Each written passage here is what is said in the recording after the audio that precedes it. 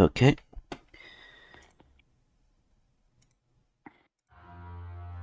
When we last left off, the party had gathered information on the whereabouts of one of the commanders for the headhunters, Commander Ahem Zoham, who is the commander of the headhunter artillery unit.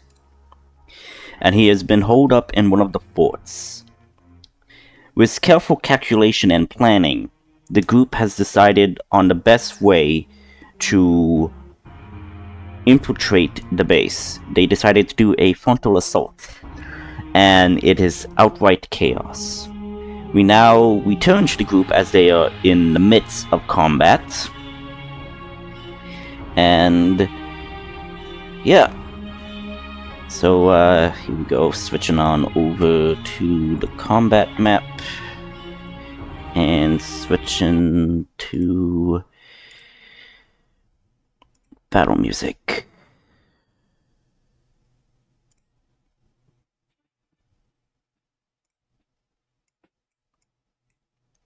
So, first in the initiative order is Nail.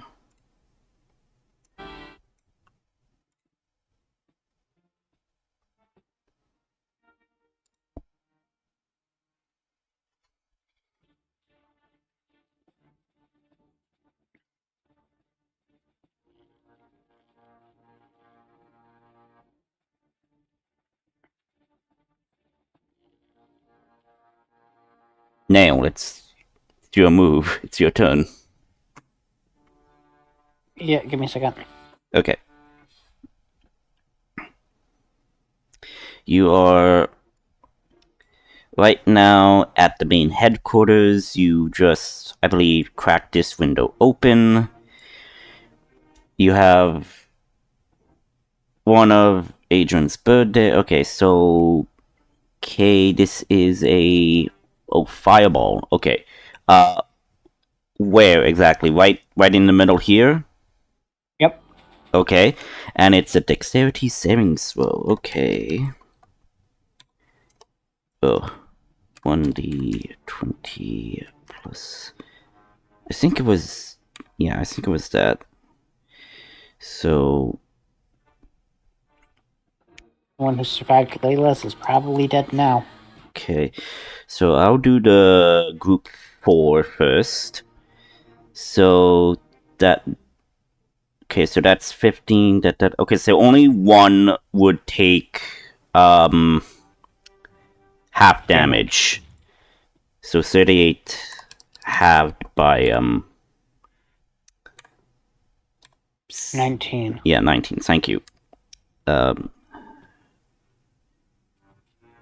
Yeah, 12d20 plus 2. Okay. So 1, 2, 3, 4. 4 survives and 1 gets a critical fail. I would say the critical fail basically would ignite his gunpowder and will cause a secondary explosion. And I do believe that you said, let me look that up. You said for D&D gunpowder.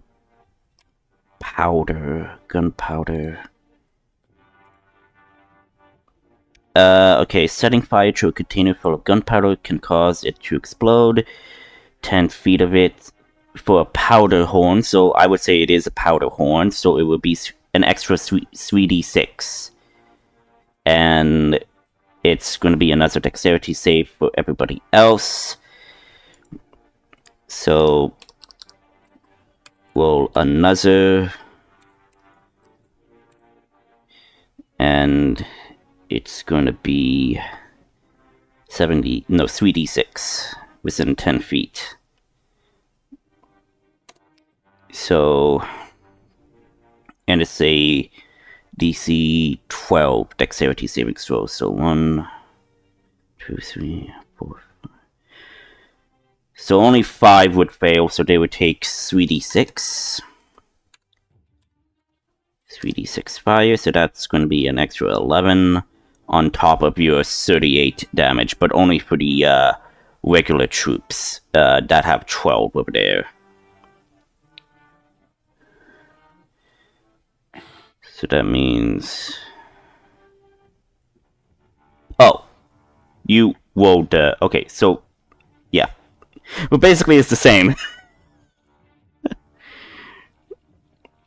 Okay, so let's see. Okay, so only one would succeed for the 38, so basically that.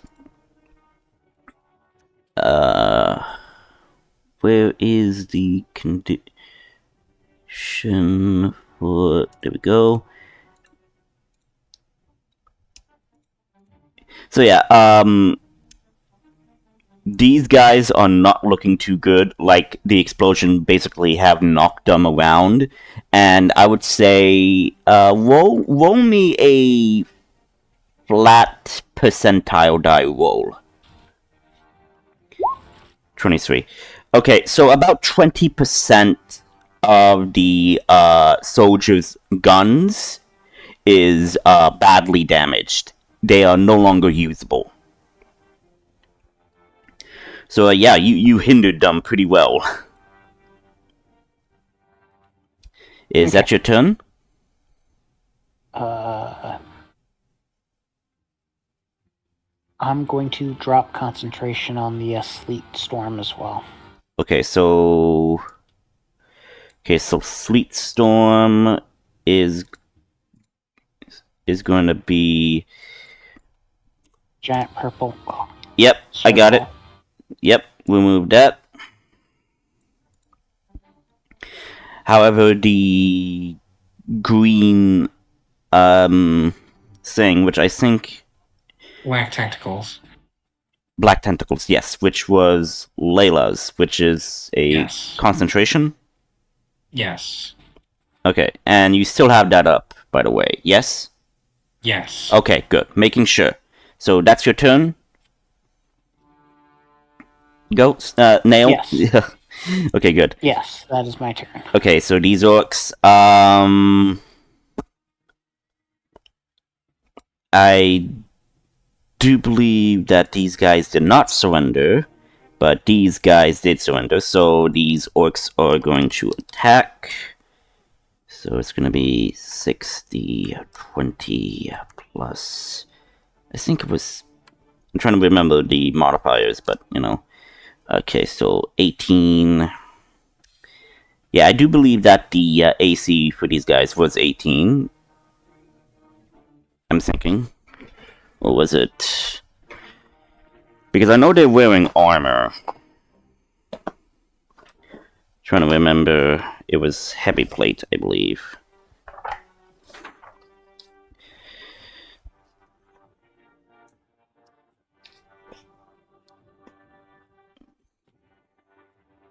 Yes, it was plate. Okay, so it is 18.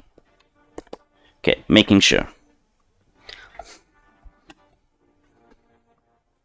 Okay, only 3 would hit, and they are using swords. So... 3d6 plus... Okay, so that's gonna be 7 damage on these guys. Still up, but they are bleeding. Okay. Elma. Yeah, Elma. Bramble, it's your turn. Okay. This thing in front of me that says main headquarters, is that a building?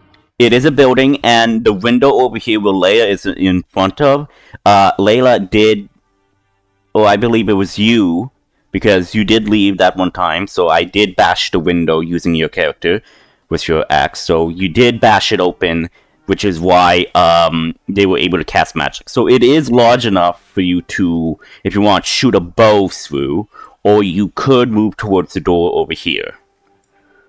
Or you could go help out the orcs over here. It's entirely up to you, but I'm giving you the lay of the land. Okay.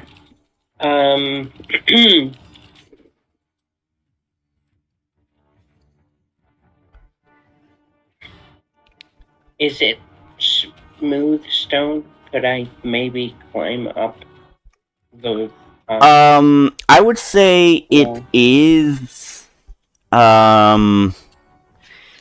I mean, this is an outpost and everybody. So I guess this is considered to be like the town hall, or so to speak, or like the main trade center hub. So I would say it's been here a couple of years. So yeah, I guess it's made up of stone.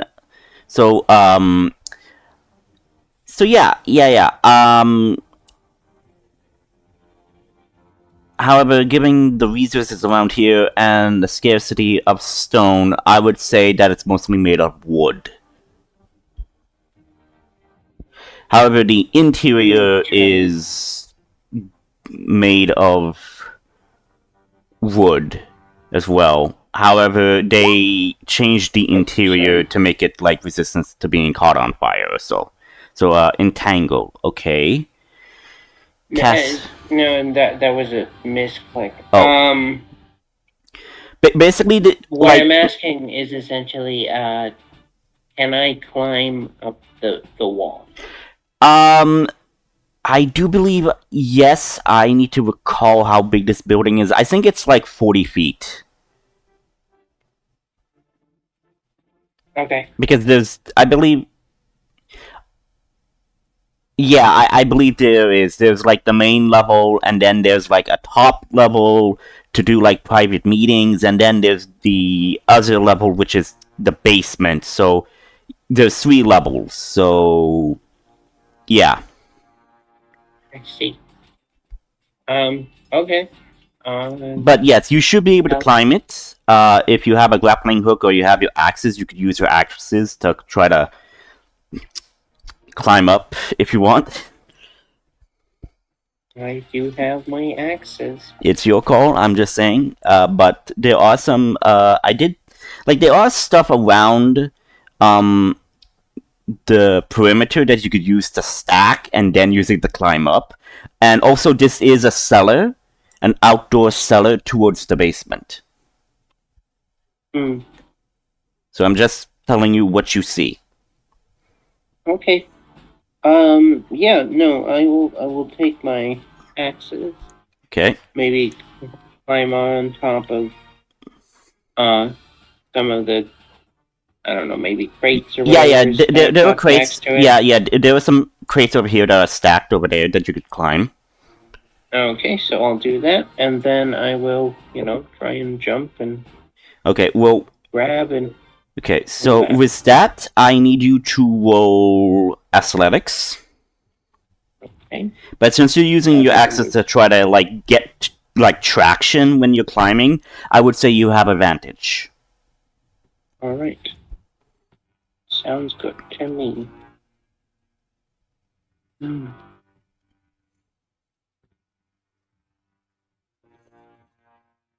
19. Okay, so you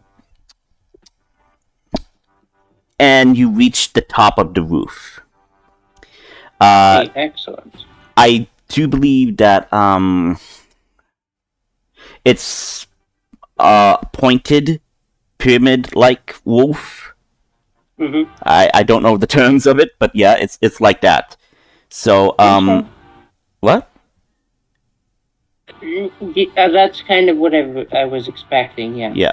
So it's like that, but it's not slippery or anything. So you have traction. Okay. Do I have any remaining movement?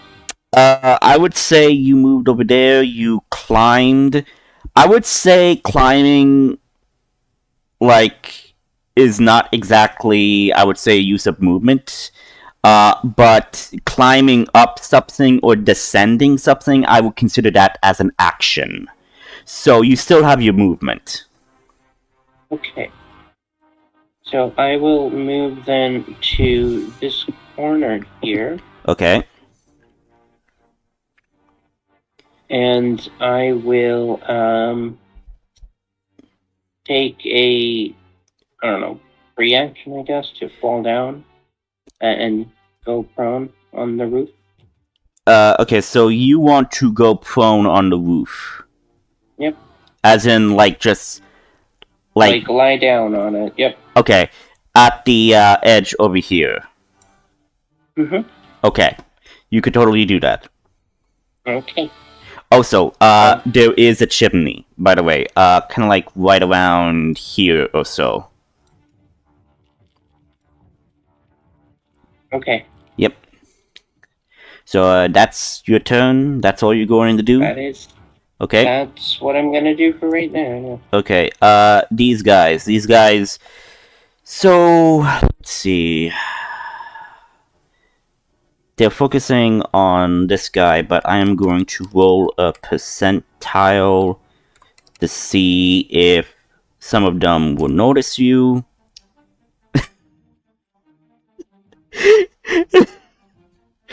They definitely notice you. So 2 are gonna be focusing on the axe orcs, and the other 2 are gonna like take their rifles and they're gonna try shooting at you.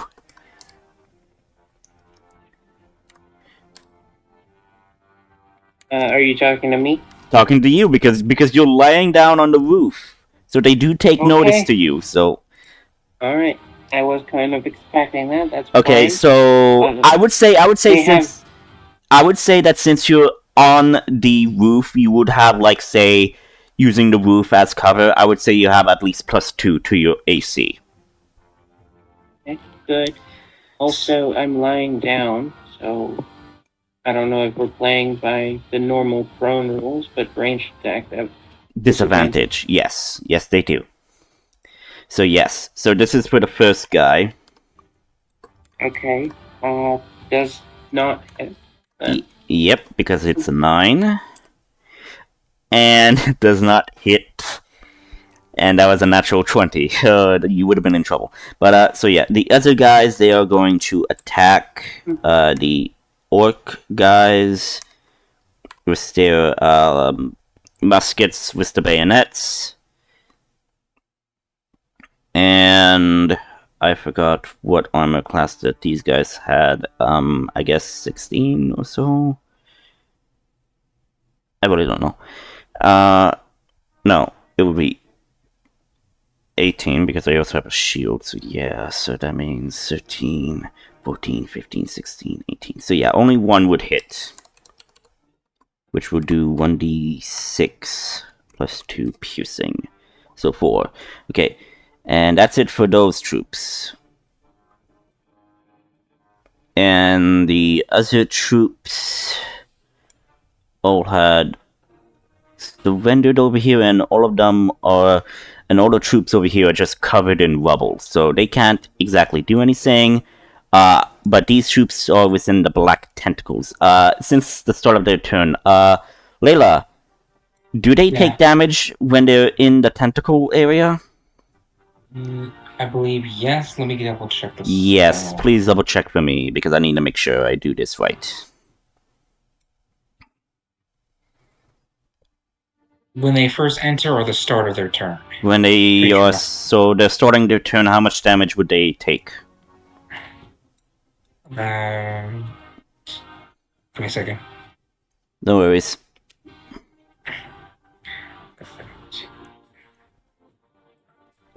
That much. Okay, 12. Okay, that happens. And I do believe that they have a chance to try to break free, which would be an athletics check?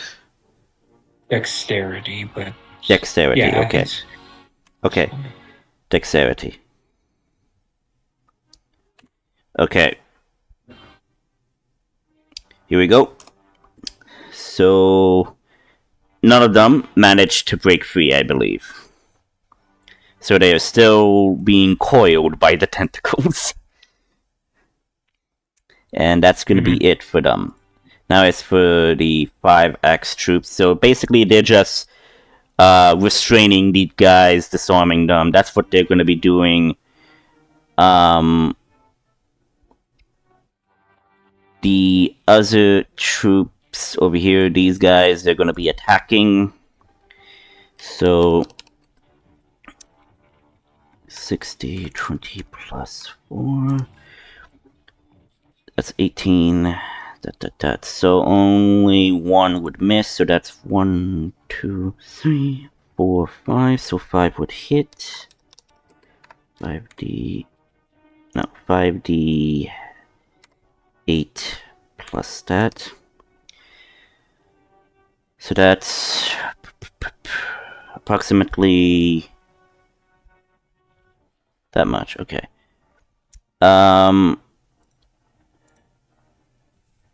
They are mostly focusing on the where is that? There we go. They're mostly focusing on the lieutenants over here. So they are looking pretty bloody. Next are the lieutenants. And these guys are basically surrendering, so basically not that. Oh, wait, shit. Forgot. These guys also had a turn. I forgot. So I'll just do them real quick. They kind of like get up and they're basically going to be repositioning behind some stuff. Some notice that their rifles are dead and they pull up their swords, and some are actually going to be charging through the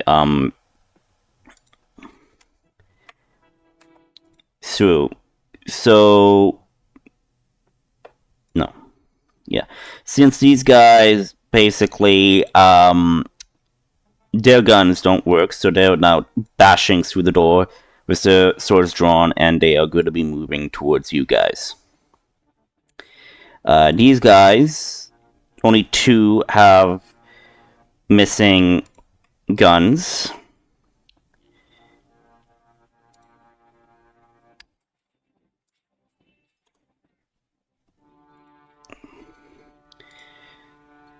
So that makes these guys the 10 reg troops. And they are actually going to be they're going to be going down the cellar. That is like because there's a basement access stairway inside the building. So these guys are going below the building to the basement. So these guys have no guns. But these guys have no guns and they are attacking, so they're going to be attacking you guys. So 2 are going to attack you, Layla. That's going to be a miss. And that's going to be a miss for you, Nail. So these guys miss horribly. They are much better with guns than with swords. So yeah. Now it's the lieutenant turn. Now it's these guys. They're going to be attacking the X-Orcs, and only 1 manages to hit them.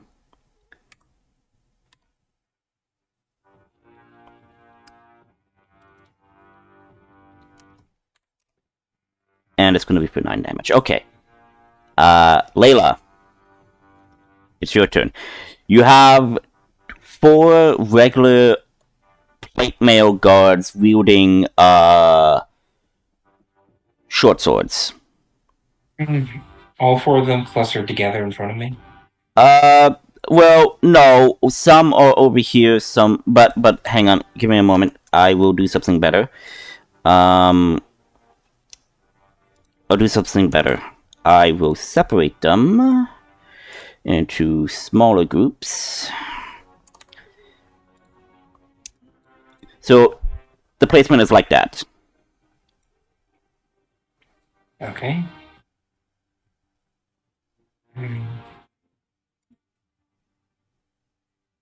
Alright, the one right in front of me is going to take a shatter. This guy?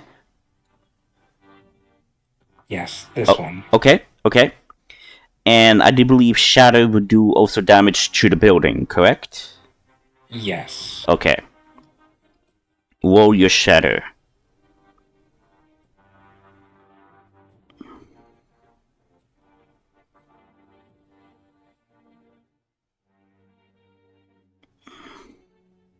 Yeah, I cast it at high level because I'm dealing with them. Yeah, it's fine. So that's going to be 16 Constitution save. Yes.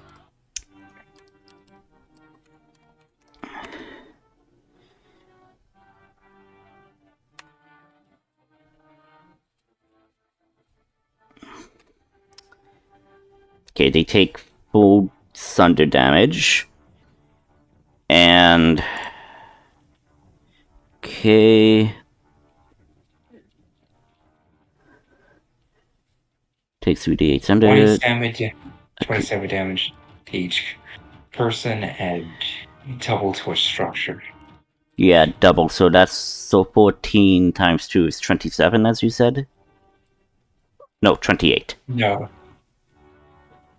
Yeah, 27. Because it's 13 plus 14 times 2. Oh wait, times 2. I'll do that right now. It's 14. The build. It's 14 damage total, so...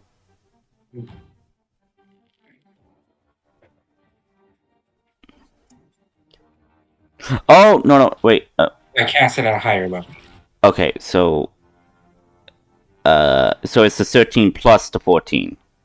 Yes. Oh, which okay. Will be 27 for the normal, for the guards, and 54 for the building. Okay, so, yeah, these guys are... Okay, hang on. I do believe Sunder... I do believe this does not push a individual back, correct? This is more... Okay. No. Okay, then, since this is technically lethal damage, these guys be dead. And, paint... Give me a moment.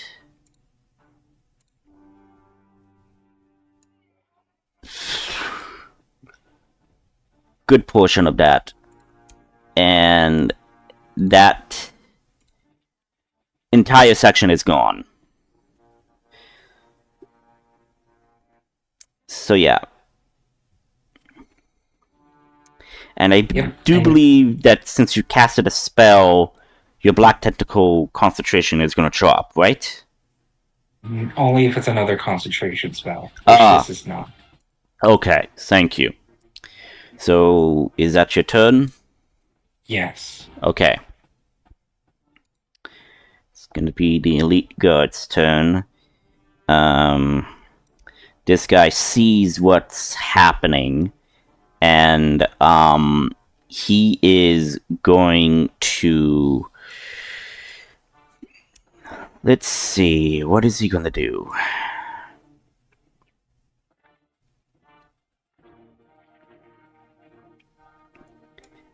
Okay, he's gonna take one of the ladders up.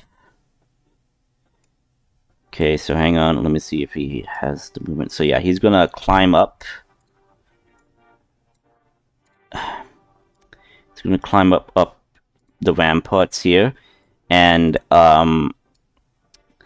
he is going to basically, he's grabbing the ladder as well, trying to hoist it up. And it's a bit hard for him to do it on himself, by himself, but yeah. So he's basically taking his entire turn trying to hoist that ladder up so he could push it onto the other side and use it to escape. So he's still hoisting that ladder up. So that's going to be his turn. Nail, your giant kaiju earth elemental. What commands do you give him? Well, he still has the same command. Smash. Oh god. Okay, so he steps on that statue. Statue is kaput. This building is kaput. And you hear people screaming in awful pain. And yeah.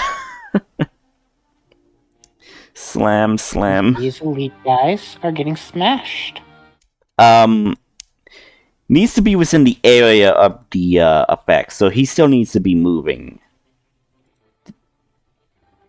He needs... this is attacks. Oh, right, okay, my bad.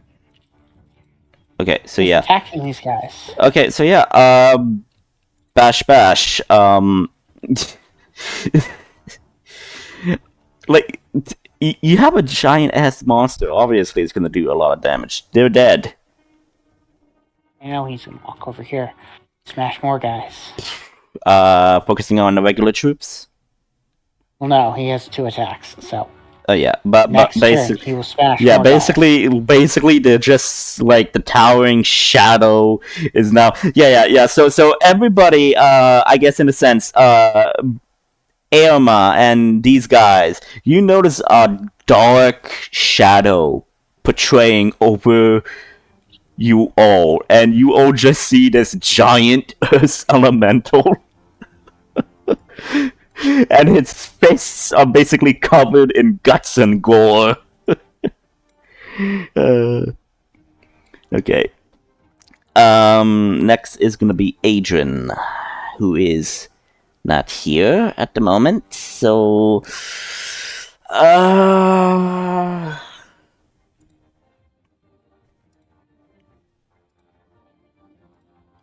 would say that he would have been focusing on. Yes, I do believe does Eldritch Blast hit from that range? Yeah, Eldritch Blast has 120 feet if he could see him. Yes, and he does see him because he is up on the rampart. So yeah. So Adrian does see the guy. So just give me a moment to roll Eldritch Blast. And Blast. Eldritch Blast. Okay.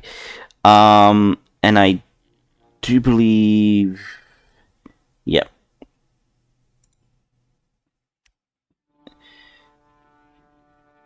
Okay. So that's 14, which misses. And I do believe. Does he have extra attack? He should have extra attack. Well, Eldritch Blast fires twice. Oh, wait. Yes. That's it? Yes, Eldritch Blast has 2 independent attacks at this level. At this level, okay, thank you. Yes, that does hit, which is a 24, which is not what's a natural, so yes. 2 damage! I don't have the dice power that Adrian have, so yeah. So That's the downside with Eldritch Blast, is the fact that you only get 1 dice per hit. yep. You can target multiple creatures. Yep. So that's gonna be just hits his armor and like ow, and that's it.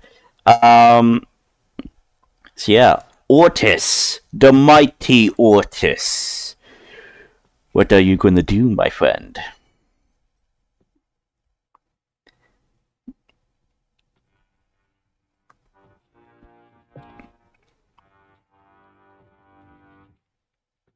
Move them there. Switch places. Okay.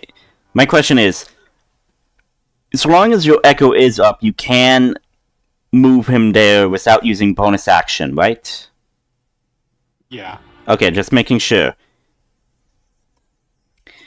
And I do believe you still have movement. And remember, those doors are actually closed. And I do believe you do not know about the guns on the other side, since no one told anyone. Artis is going to rip off the door and use it as a shield.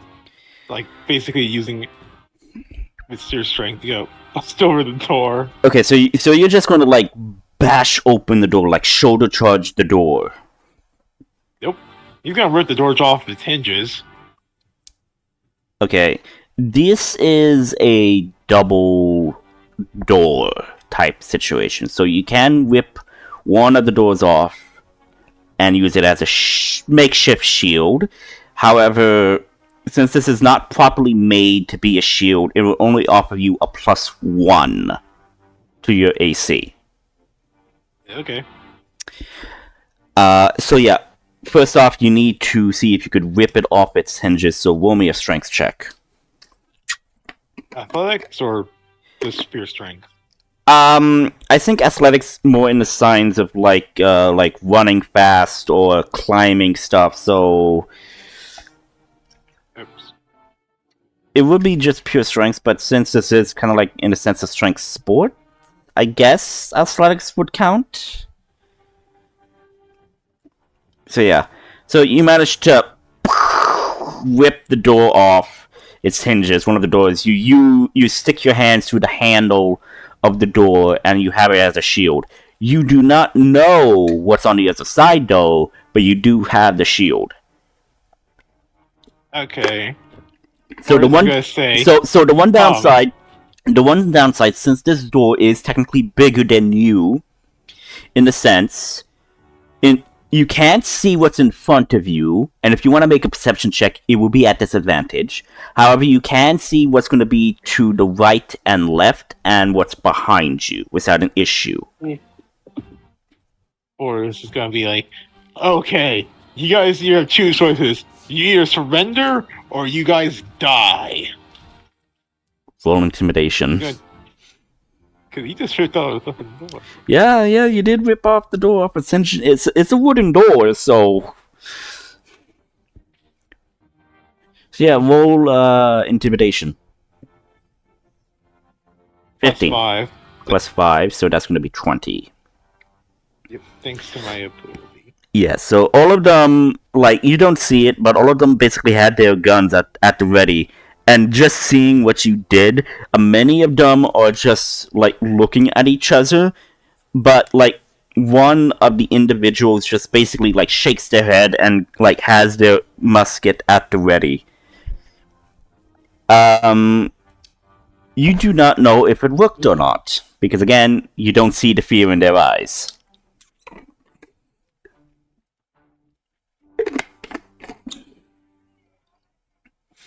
Okay. So, you used 15 movement, so you should still have 15 movement left. No, I don't. I switch to rude. I lose 15. Oh. Okay. Hmm. So, yeah. Top of the initiative order. Nail. And clone vanishes.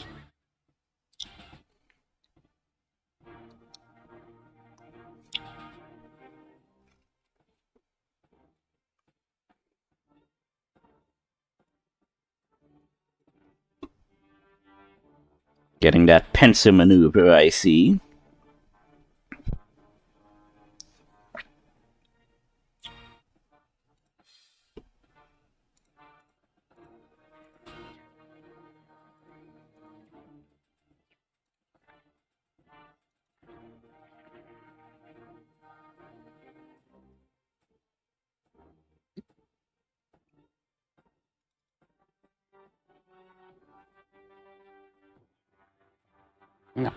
Hmm.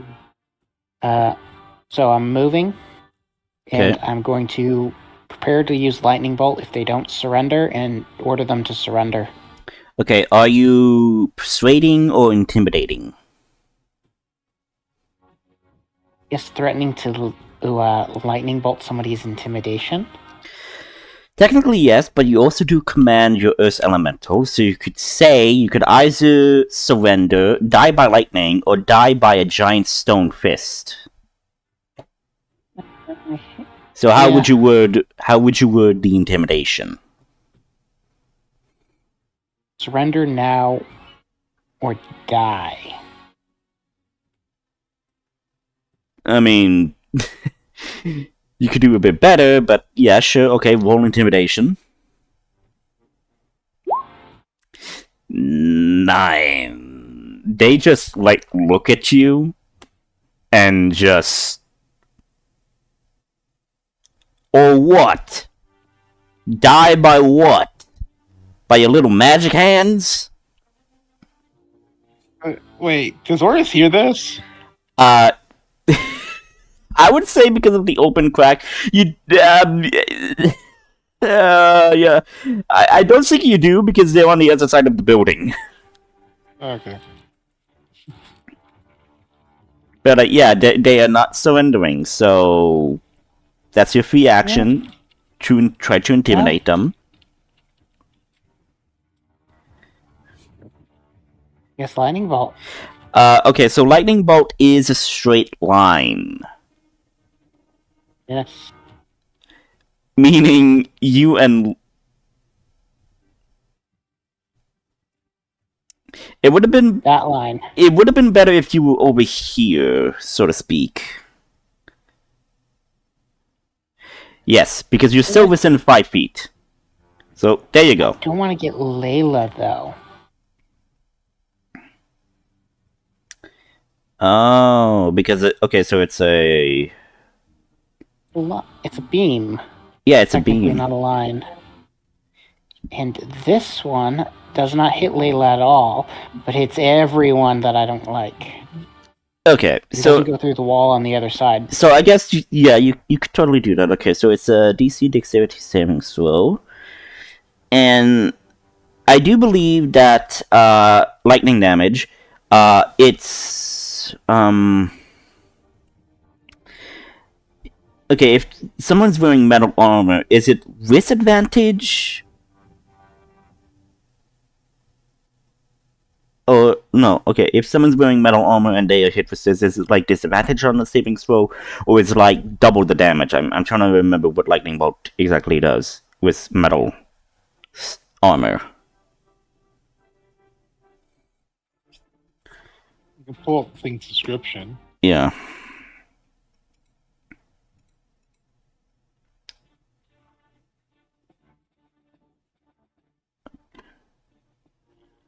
No.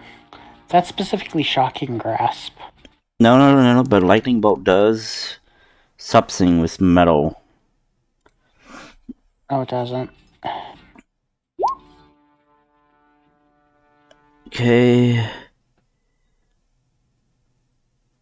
It ignites flammable objects. Okay, so technically that means there's a 1 in 100th chance or so that it could ignite their powders. So yeah. Okay. Okay, so let me roll for the dexterity save. Since these guys are technically dead, so basically it's going to be 12 targets that need to make this dexterity save.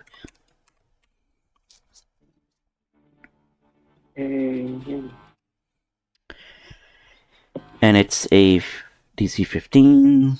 Save. So 1, 2, 3, 4, 6. So only 6 will take half damage. While the other 6 will take the full 25.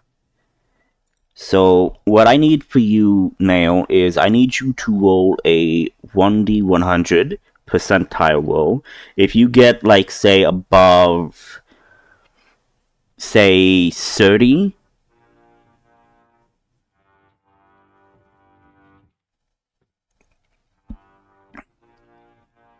if you get, yeah, you got...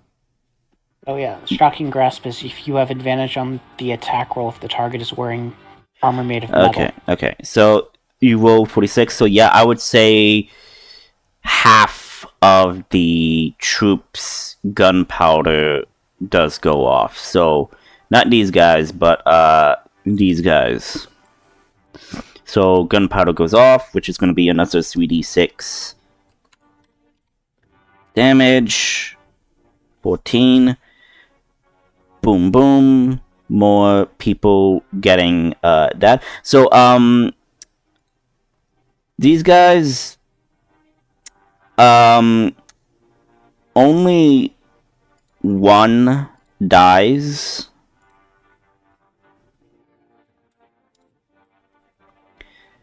So, hang on. Only one dies. I'll just make a copy.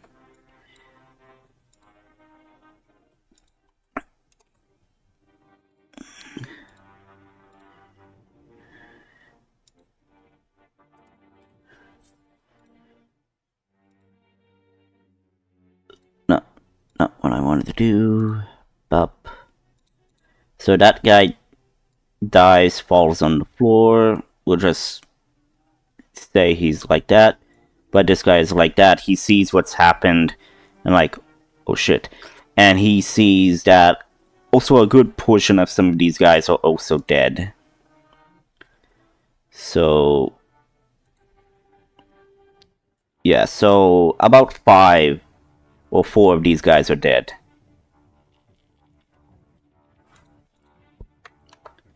So that would leave, so 4 people are dead. That means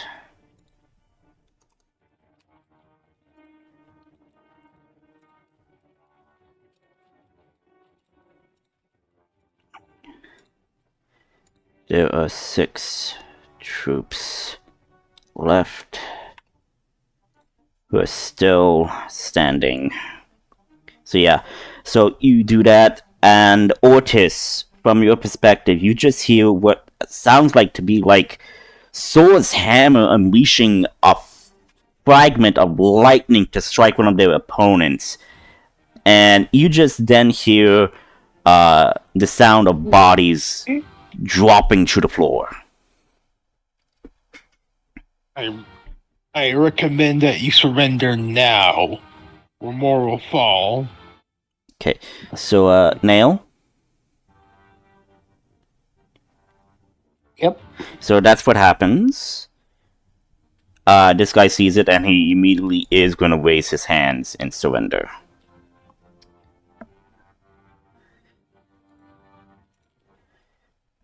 Okay. So is that your turn?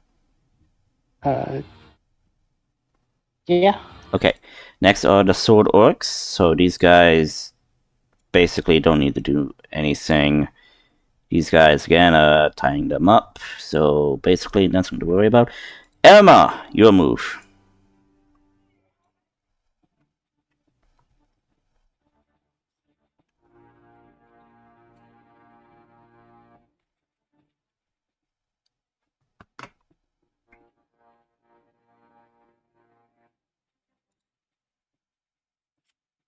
Bramble.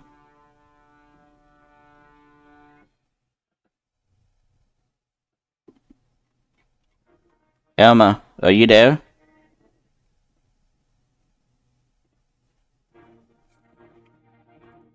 I'm here. Okay. It's your turn. Okay, good. Let's see. Do we have any people still fighting in sight? Yes, you have these. How about You have these Yeah. 2 groups. where's the other one? Well, there's a lot of them back there, but okay. Let's deal with the ones in front of us. I assume that the figure with the green dot is a friendly person? Yes, it's one of your orc troops. Okay. Alrighty, well, let's take a look. Let's aim for one of them. I'll use this with my bonus action. And it'll be the one on the right. And then I will use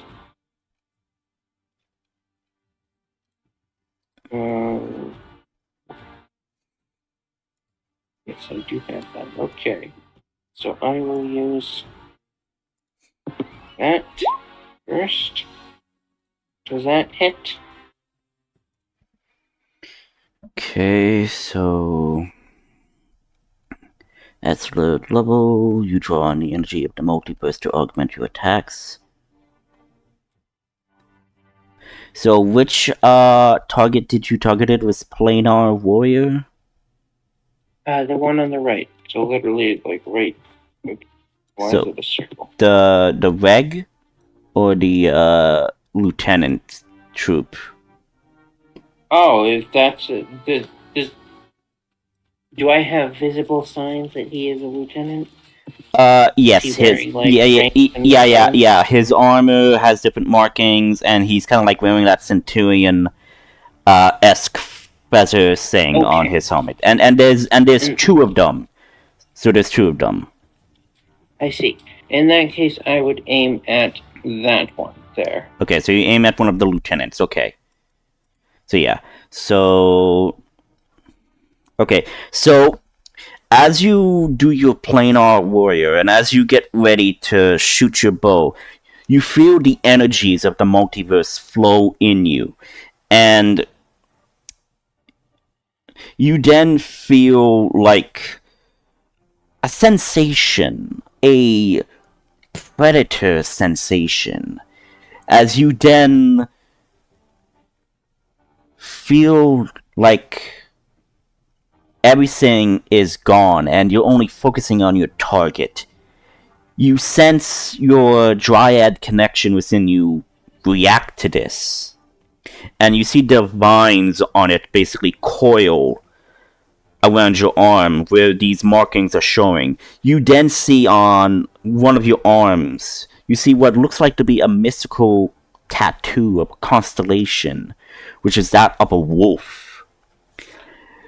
And no one notices this, but as this lieutenant basically looks up at you, he then sees that your eyes are that of a wolf. And you launch your bow shot. Roll damage. Okay, so that would be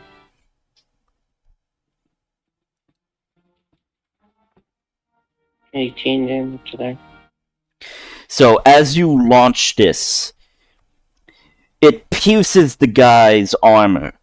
However, what you then see is that the magical flow that you felt from your planar warrior reacts to this man's body. As you then, think for a second, but you then see what looks like to be spectral wolves manifesting near the target. And, free assets, creatures and monsters. Where is the wolf? If everything is following alphabetically, the wolf. There we go.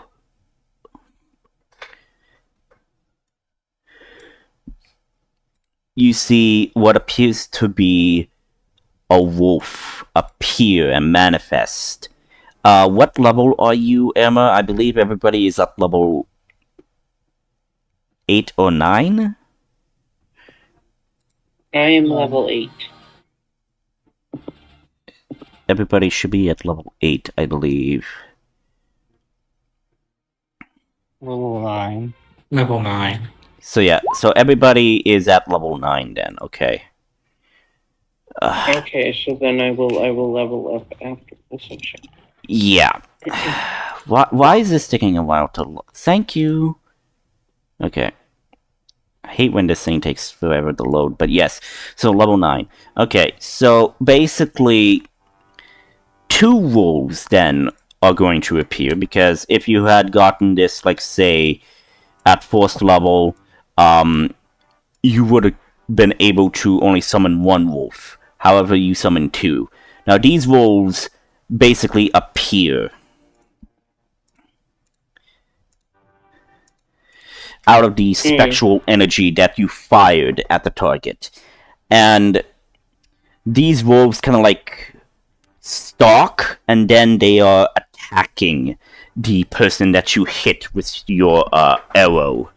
Now, I just need to look up the wolf stats, because I don't know it off by hand.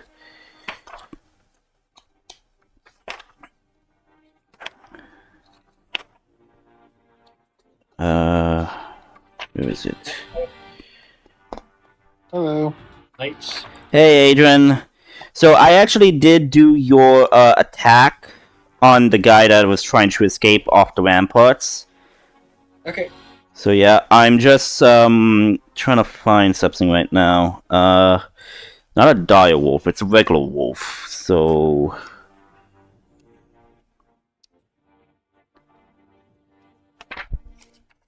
where is it?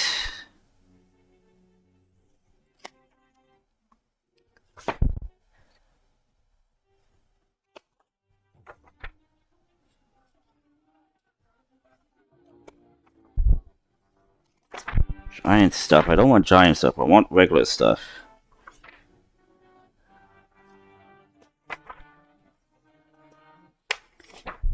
Okay.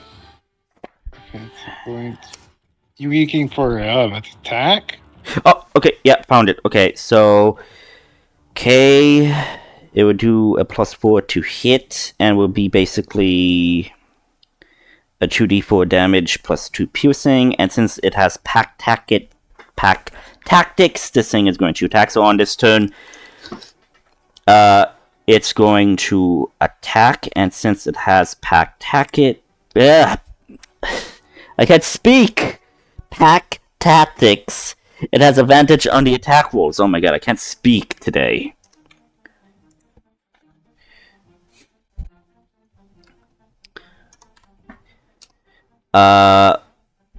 So 9 plus 4, that's going to be 13. That does not hit. So the wolf tries to attack, and the man just basically shrugs off the wolf from the side. The other wolf manages to hit him, and is going to deal 2d4 plus 2. So that's going to be 9 damage. So as he's like doing that, the wolf from behind is going to like latch onto him and bite into his neck, and he's swirling, trying to get this wolf off of him. As he does, the bite mark, he's being cornered by these wolves, and these wolves are not like regular wolves that you have encountered before, Emma. These wolves appear to be different. They are radiating on the same power that you called on before. So basically you are sensing what they are feeling, and the only thing they are feeling right now is basically wanting to kill the person you shot the arrow at. And that's basically what happens. Okay. Just a moment, as I do have an extra attack. So I will call my vine arm to create another bowstring and launch a second arrow at them. Okay, just a normal arrow. So you're just gonna shoot another arrow? Okay, are you shooting at the same guy, or are you gonna shoot at the other lieutenant? I will shoot at the same person. Okay, roll for the attack. Okay, misses. So he just notices it like, ugh! He just looks at you in fear that you somehow brought to life some strange-ass wolves. And then I will, once again, fall on my face. Prone. Okay. Okay. Next are the reg troops. Okay, so first off, before I forget the troops inside the building, because I did that first time, these 6 troops are going to be taking aim at the door, and they are going to shoot at you, Ortis. So, okay, so 15, 14, so that's going to be a 19 and an 18. What's your AC without the shield? 20. 20, so plus your makeshift shield, that's 21. Like, you hear the gunshots. You see that the bullets are whizzing through your makeshift shield, but miraculously, it does not hit you. These troops are over here. They're going to shift their focus to attacking the wolves. So 2 are going to attack the wolves, while the other 2 are going to attack you, Elma. So that fails. So next is going to be you. Well, actually, no. No, why? Because... Oh, yeah. So yeah, these guys use their melee, so the other 2 that did not shoot at you are also going to shoot at you. Okay. And since they're doing a range thing, so that's going to be a miss. Come on. And that's going to be a miss. So you just hear the bullets whizzing by you. Again, that's kind of it for the reg troops. The axe orcs are again tying these guys up. Axe orcs see that they are getting assistance from these wolves that you somehow summoned. So 3 are going to attack the lieutenants, while the other 3 are going to attack the regular troops. So that's going to be a miss. Let's go. Natural 20.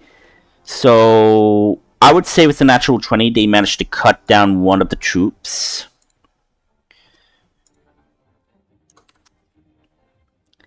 And the rest are like very, very bloody at this point. So yeah, now it's the lieutenant's turn. So there's like he's backed up to his other lieutenant partner as these wolves are basically like circling now. He's gonna take an attack on these guys. I do believe the wolf AC is going to be, I think, is it 12? 13. 13. Okay, so yeah, that does hit. That's gonna be.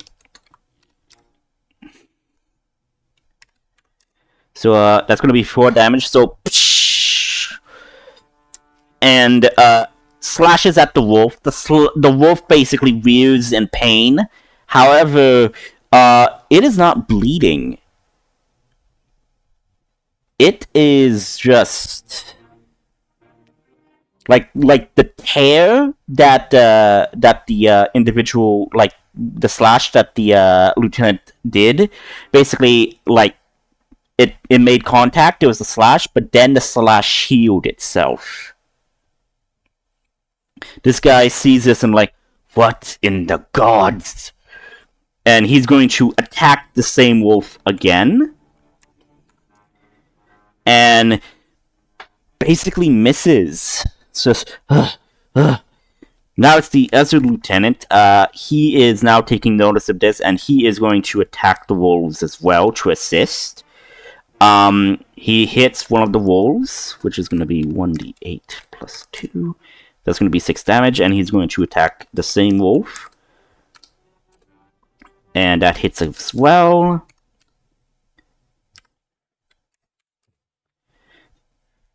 And that's going to be 3 damage. And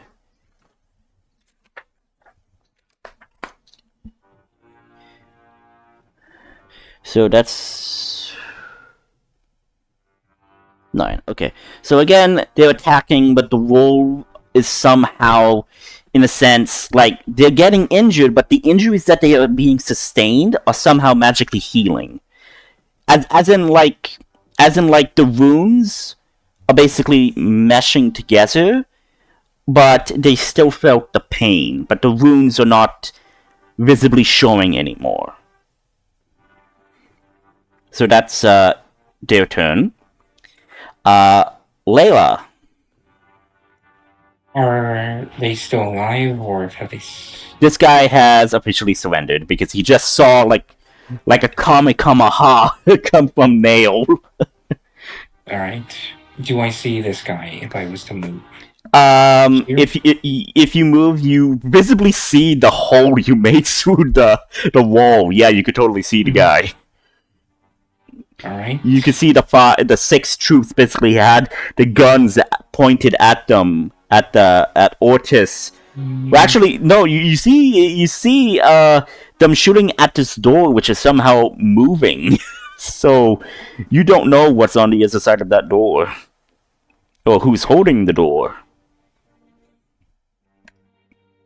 True. What to do? Well, since there are 6 of them, that's going to be another shatter.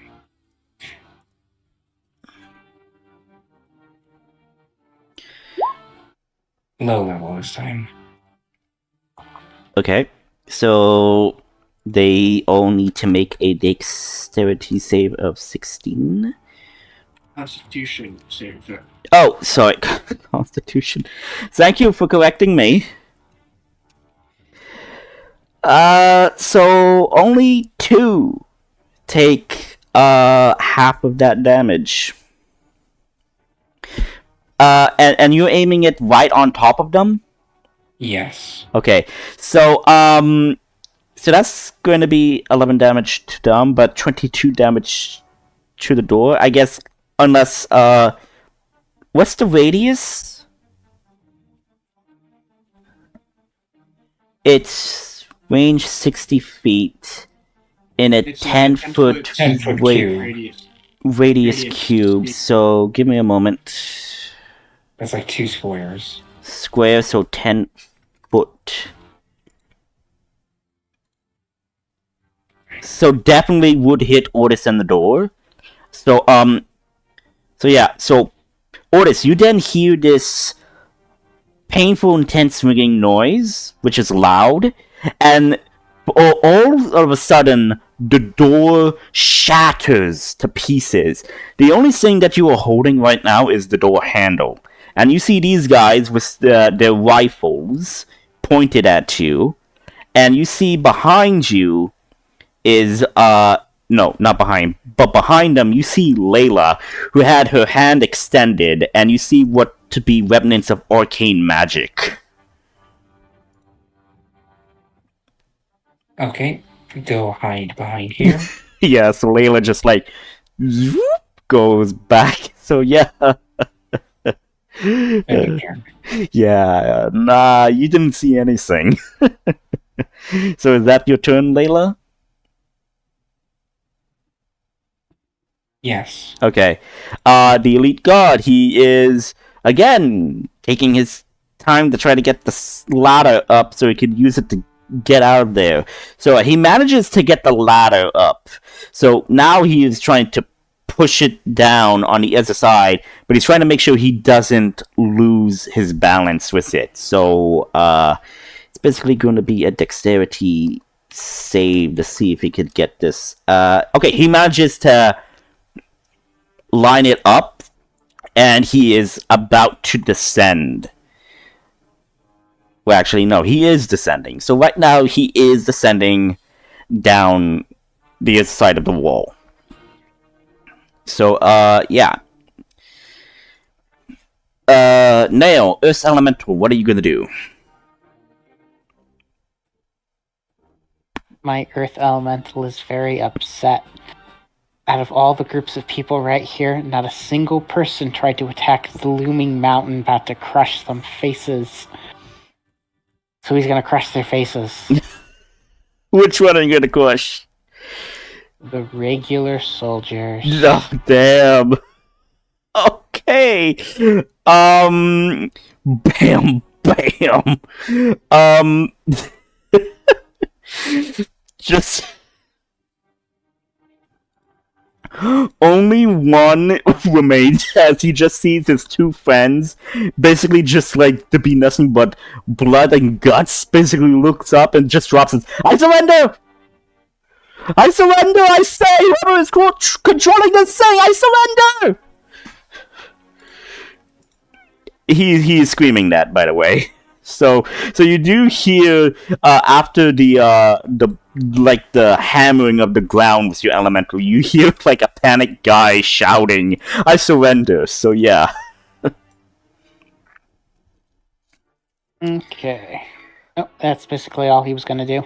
Okay, 'Cause next. he still has guys in range to squish. Yep. So Adrian, your turn, and I will just use this for a moment because you did kind of step on this house.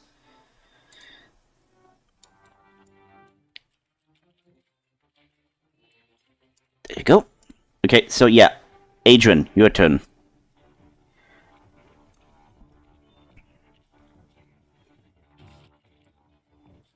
Adrian. Yes, it's my turn.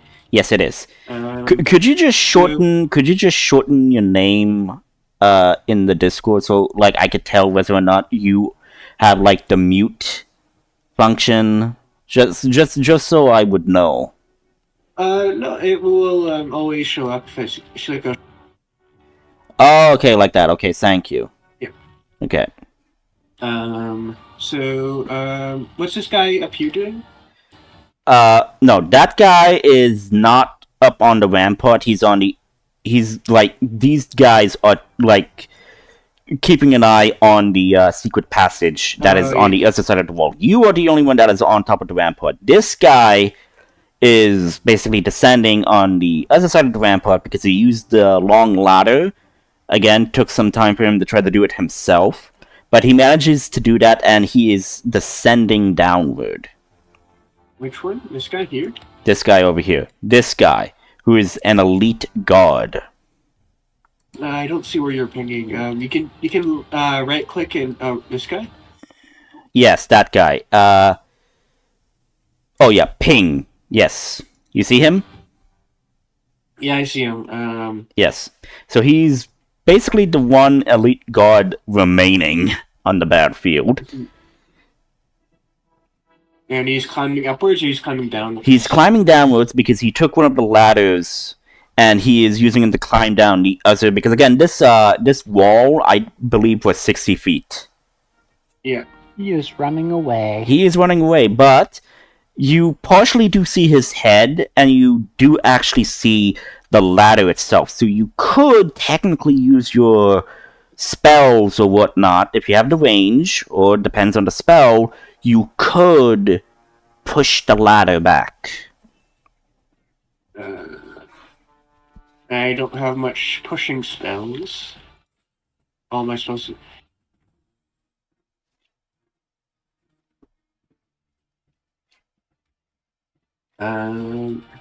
Telekinetic is still going up. Or not telekinetic. Animate objects is still going up. It's still on. I don't know. Yes, because they didn't die last game, and I don't think all 10 died last. Well, it was late. Yeah. Oh, those pebbles. Yeah, which, I don't recall which ones you were using. Yeah, I don't know. using 10 tiny. Yeah, tiny but I don't know where. I think they were focusing on this guy.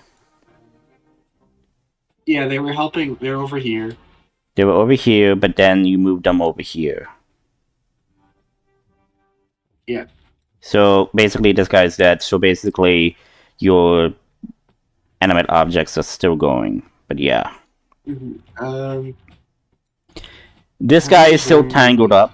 I mean, these guys are still tangled up. This guy is over there. You don't know what's going on in here. Not to mention, dude, you are on top of the rampart, so you could basically use the rampart to move around to see what vantage points you could get. Yeah, I don't have much movement now. I can't get all the way across. No. Like I said, you could just see his head. And you can see the ladder point, so basically you could target the ladder and see if you could manage to use magic to basically do something for the ladder to push it off, or use fire to see if you could ignite the ladder. It is made out of wood. Yeah, I don't have any elemental spells. Okay. What is Phantasmal Force? The range 60 feet. Okay.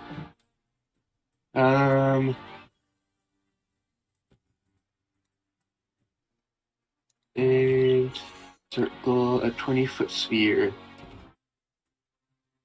centered on him. Okay. Okay. Oh boy. Nuts. Boy, I did something.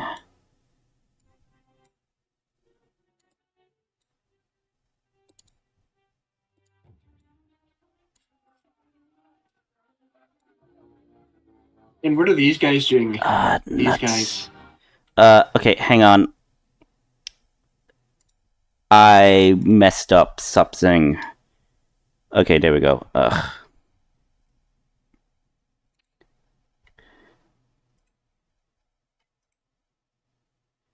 Give it a moment. And what are these? Okay, give me a moment. I had to refresh the page. Okay, which one? What are these guys doing up here? They are buried under rubble because of Nail's Earth Elemental punching the walls, causing like the walls to cave in below these guys. So they are covered in rubble right now. So they're not on top of the ramparts anymore? No, the ramparts basically like caved in below them, and they are underneath the rubble right now, and they are unable to get out. Like they're stuck, they're incapacitated right now. Okay.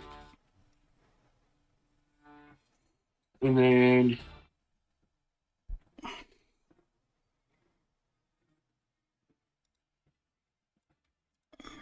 if I put it there, I just hit the two. I'd hit those four. This guy, and him. I'll cast Synaptic Static. To hit this guy? Yeah. Okay. Okay. I'd hit this guy. Again, these guys are covered in that, not to mention these walls are 60 feet up. So, probably might not hit them. Okay. Then I'll hit this guy only then. Yeah. So it's...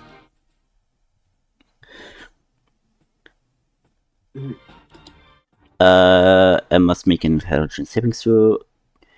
Intelligence saving throw. Yes, an intelligence saving throw. Okay.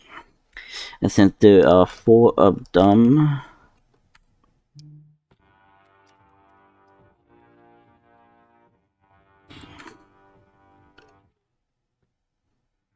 Okay, 5, 8, 1, 4. Ooh. Yep, okay, so they all take 8d6 psychic damage. Yes, so roll your damage. 27. Okay, and after a failed save, a target is muddled thoughts for 1 minute. During that time, it rolls a d6 and subtracts the number rolled from all its attacks, rolls, and ability checks, as well as its constitution saving throws to maintain concentration. Can make an intelligence saving throw at the end of each turn to end the effect. Okay, so is that your turn? No, I saw my bonus action. Okay. What is the movement? What is the movement speed of my animated objects? Yes, I'm don't. Looking at it right now. Yeah, but I don't think you have something for the animate objects. So it was already up already. Yeah, but I didn't have a token for it. Okay. So using this for you to control this GM token. Mm-hmm. It was here. Yeah. So this token with the blue on it is your animated objects. Okay.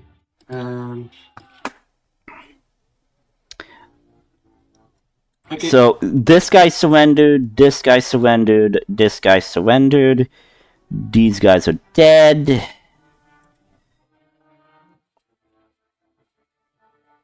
And this door is open? Yes, this door is open because Ortiz did actually pry the door off its hinges and tried to use it as a shield. Okay, then... Direction, the door no longer exists because shatter. Yeah. Yes, because the shattered... Adrian will command the animated objects to attack anybody that hasn't surrendered. So I don't think these have surrendered. Yet, these guys? No. But I guess in a sense, do your objects know about your allies? Like, how does like of all non-enemy combatants, or Yeah. Okay, so meaning I can specify that. yes, meaning specify to not target your allies, and basically, I guess because like I said, like it's Okay. animated objects, so basically I don't think it would have a high intelligence to know which guys are good, which one are the bad I guys. could specify that in my wording. I just don't feel like doing that right now. You could specify to only target those in the dark metal armor with guns. Yeah. Yep. Who have not So they'll surrendered fly. yet. Yes, so Yeah, flies over there. So, Otis, you just hear the sounds of like wood chips and all that flying, and they kind of like fly in front of you. They still have more movement, so it will. Yeah. Yep, go there. So yeah, Attack. kind of like fly in front of you, then like gets behind these guys. So yeah, roll for the attack with your objects. +8 to hits and 10d20.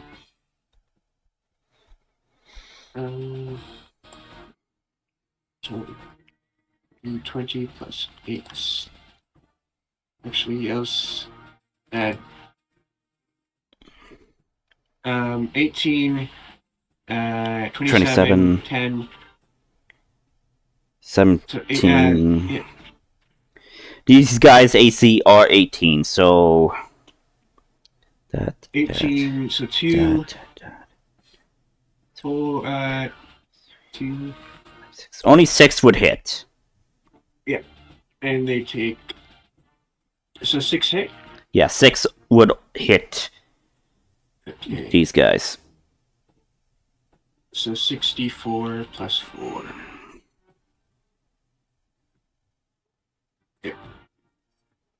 Okay, so 6d4, 18 damage. Okay, so still wounded these guys, but It only added 4 to the entire roll, so it's I'll add that up altogether.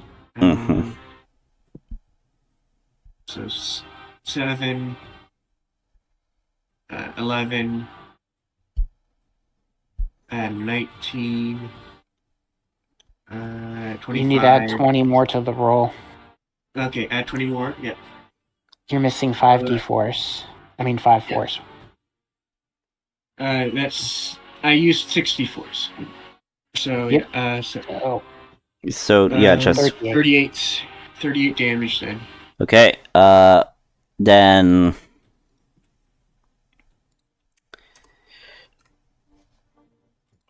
only 3 guards remain.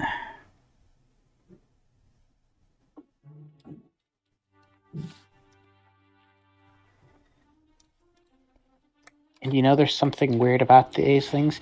You know animate objects can give each other advantage by flanking?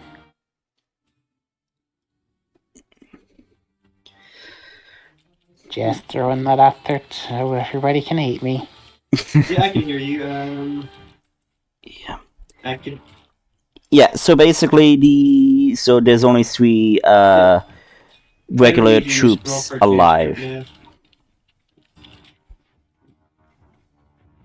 Well, do they count as creatures? As a construct. So yes. I won't bother using flanking. Yeah, it's Yeah. fine. It becomes exponentially more complicated. So the first one can't get flanking because it has to move into position, but then every other one can grab flanking as they move to diagonals of each other, and then slowly surround an object. Yeah.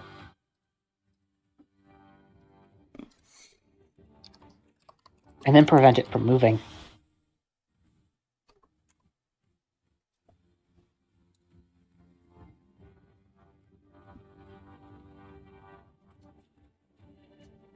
And what happened to this guy when he took the 8d6 psychic damage? You only targeted this guy. No, I targeted this guy. Oh, that guy! Oh! Yeah. You didn't specify. Like, were you talking the elite or the reg troops? I was thinking, like, oh, are you talking this guy? And, like, you said, yeah. Okay. I would say, you did a synaptic static, right? Yeah. Okay. Okay, I would say that the damage happened. I would roll to see if, like, it would be enough for him to lose his balance, so to speak.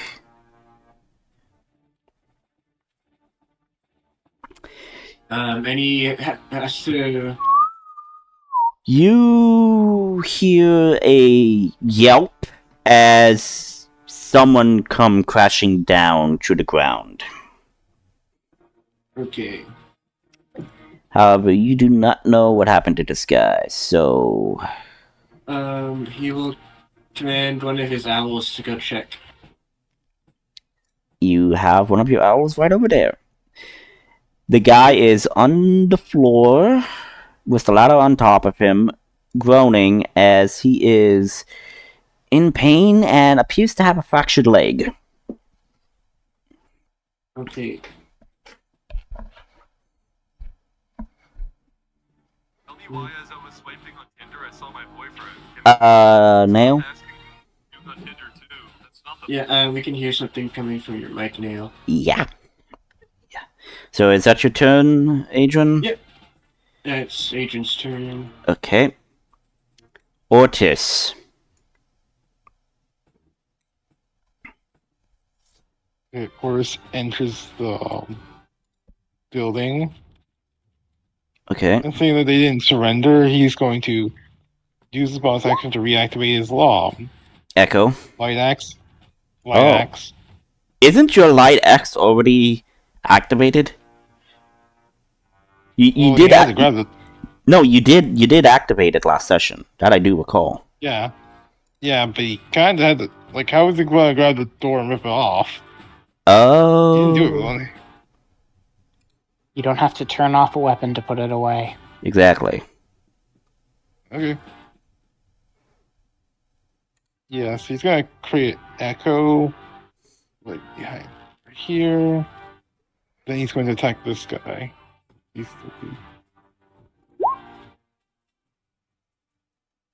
Okay. These guys are underground. these ones. Yes, these ones. Oh. Then I guess it's echo's gonna be right here. It's like he was attacking these ones. Yeah.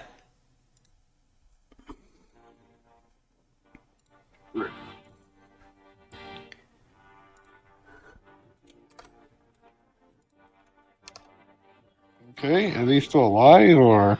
Okay, you're attacking these three guys. Okay, so you attack one of them.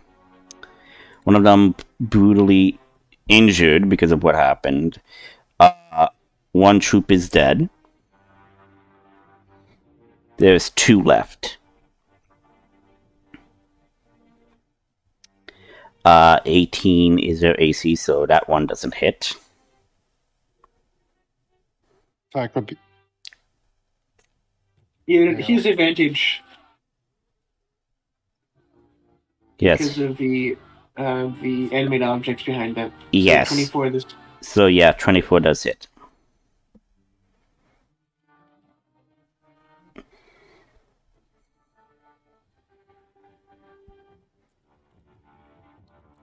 Don't forget about your hulking figure. 2 troops are dead now. Only 1 troop remaining.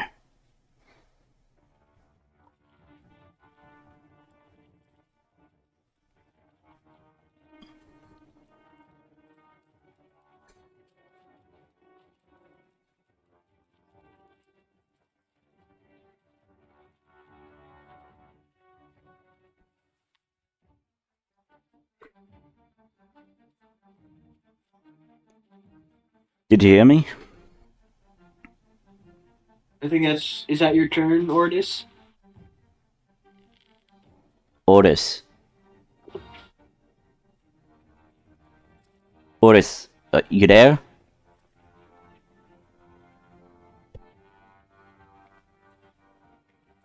All Otis, he has is movement left. So yeah, Otis, we can't Yes. hear you.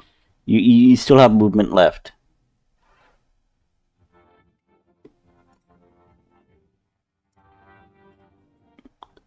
Otis, you there?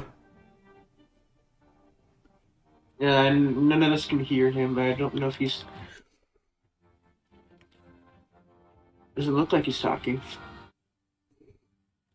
Oh, he's. Is he? Which?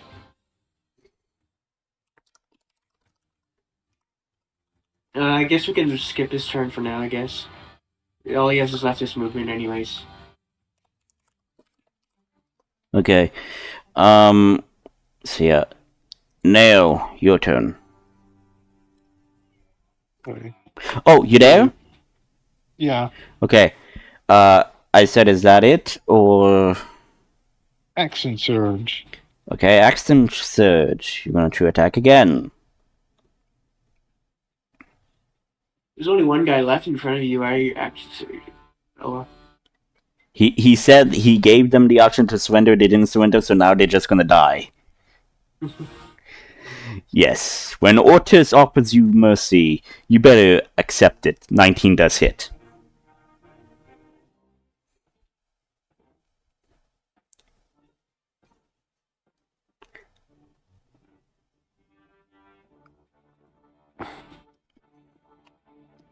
Okay, plus your hulking figure.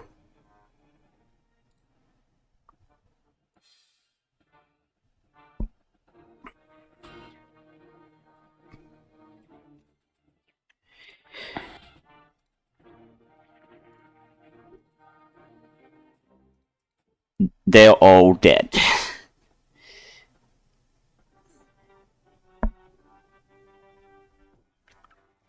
So yeah. Is that your turn, Ortiz?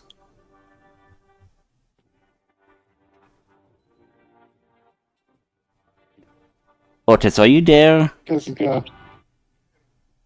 Okay. So there are stairs. Yes, there are stairs. Do you choose to descend the stairs? Yeah, he'll be at. Yeah, he'll choose to descend the stairs. Okay. You make it halfway to the stairs, and you hear an individual speaking what appears to be Elvish. Does Ortiz speak Elvish? Oris will grab his tablet and ask, the character you need to translate quietly. Okay. You ask him to translate and says, apparently, hold him off. I need to leave and report back to my. And report back to.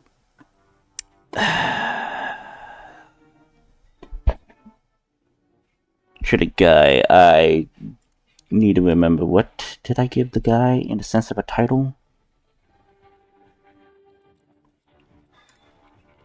What did I give as his title?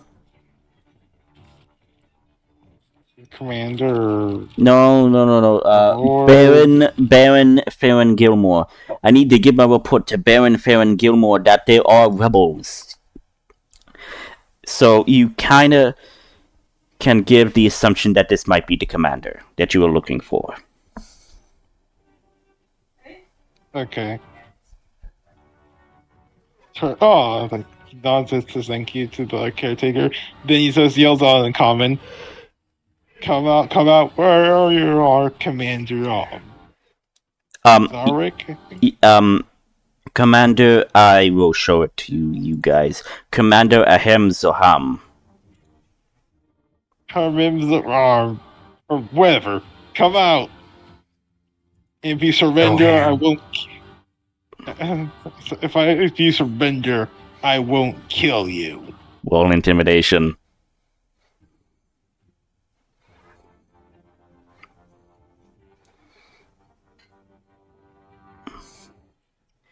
14. Okay, you then hear a response in common. However, it sounds a bit more in the sign like Arabic/British accenty. It says, "Oh, and who's gonna stop the secret bombs I planted all over the residential area? You can't stop me, or you can't stop me and save these pitiful civilians, hero." Do I look like I care? No, get out here, and maybe you get out here, or else. Because if you do blow him up, I will torture you, break both your legs, and then bring you back to the Citadel and drag you in front of God for game. Damn it. The Duchess? Yeah, I will bring you back. I will drag you in front of the Duchess with broken legs, and you can explain to her why hundreds of people died. Well, the Duchess and the Council, but yeah, I kind of get the point that you're trying to make it. I guess. So it says, "Well, thank you kindly." I listen to him. He cuts off hands and eats them. Okay, so Ortiz has descended to the basement. Emma, you're on the roof, so you have no idea of this conversation. Also, he gets actually a bonus to it, using his strength instead of his normal charisma. Oh, okay, then. Yeah, as long as he technically. Well, he doesn't see you, so. Yeah, I guess. The second intimidation is going to be very scary. Okay. He's gonna say, "Well, make your choice, but thank you for the information of telling me who's helping you." And you then hear in Elvish, which you don't understand, but and then you hear footsteps walking off, and you then hear what appears to be a hulking metal clinging sound. And it is at the foot of the steps about to walk up. You're in the middle of the stairs, as in you have not descended fully, but you are near the exit, but you do hear the hulking steps of metal feet. And that's pretty much your turn, Ortiz. Okay, he's gonna let everyone else know about this. How? Oh, the guy. How are you gonna... The tablet? Oh, right, the tablet, I forgot. Right, you have that communication tool. Yeah, so if he understands... do you hear that? What if I could just send out of the way? Also let everyone else know. Okay. So you do that, that's the end of your turn. Nail, it's your turn.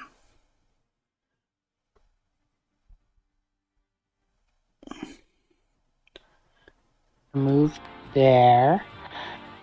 I'm gonna blast some dudes. Eldritch Blast. And you're gonna blast... These guys are the only ones left. Yes.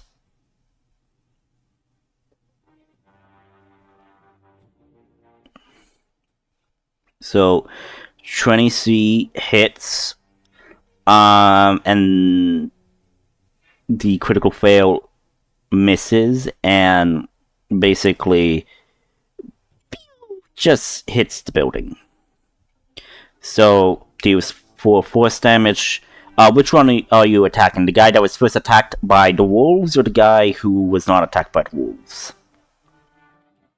I'm gonna go with the one who was not attacked by the wolves. Okay, so pew, psh, hits his shoulder and like,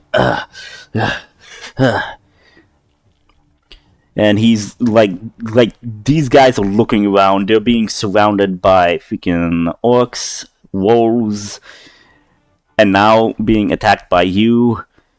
Yeah, they're freaking out. I'm just gonna turn and walk away. Alright, so that's your turn? Yep. Okay. Let's see what kind of thing's gonna come up the stairs. Okay. So, the sword people over here, they're gonna come in and they're gonna enter the building. And they're gonna say, Commander Ortis, we are here to assist you. And Ortis, you hear your orc troops calling out for you. This isn't orcish that I'm down here in the basement. We're about to get some more fun. Okay. Prepare yourselves. And they are about to descend the stairs. So that's gonna be it. Emma.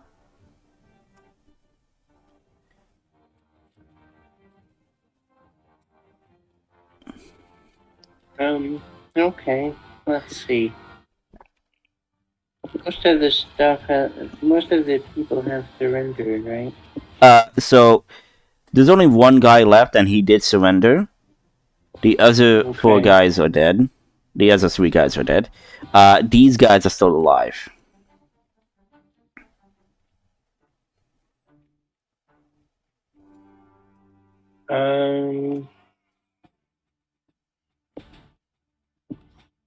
You know what? I'll just point my bow at him and go, surrender.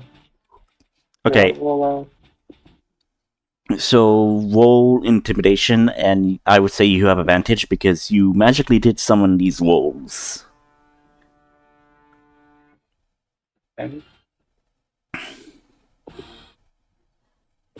Okay. The guy that was first hit by your bow and was first attacked by the wolves basically just looks and just drops his sword. The other guy is also going to drop his sword with his hands raised. So these guys have officially surrendered. Good. I would hate to do something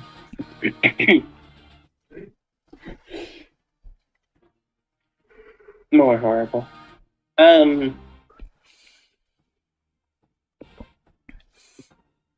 Is that everyone? Everyone out here, I reckon. One of them say. Okay. So, while my friends are downstairs, we're just gonna sit here.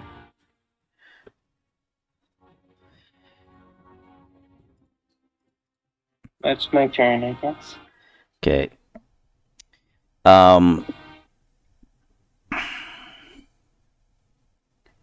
So next is the reg troops. And Ortis, you hear some of the troops downstairs say, "Let us go, we must escape now." And you hear what appears to be a door opening. Next are the axe troops, so again, these guys are gonna handle tying these people up. Your wolves are basically just circling these guys now. Lieutenant surrendered. Layla.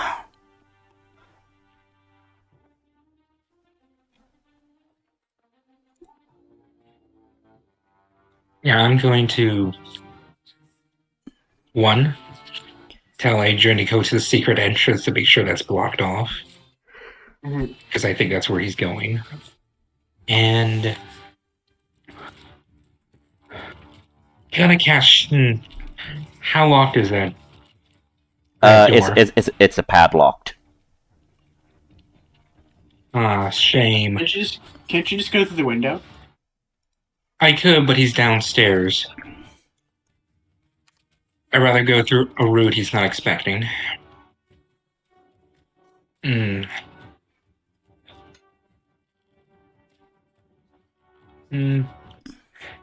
Very unhappy today. Gonna cast Shatter on that door.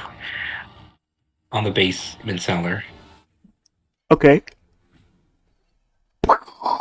Shatter's open.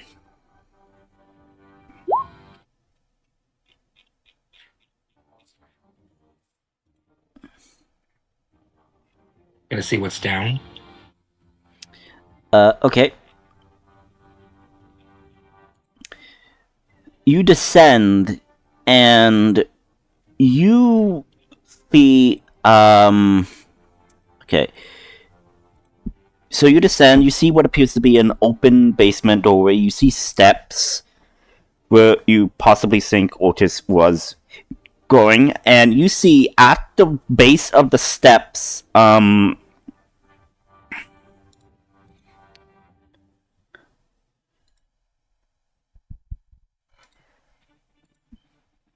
you see this. You see this metallic, burning entity at the base of the steps. Oh. Right. And this Run back out. guy, I would say, is a bit towering. He's about, I guess, in a sense, 8 feet tall. Surprised he doesn't bang his head on the ceiling, but running back out.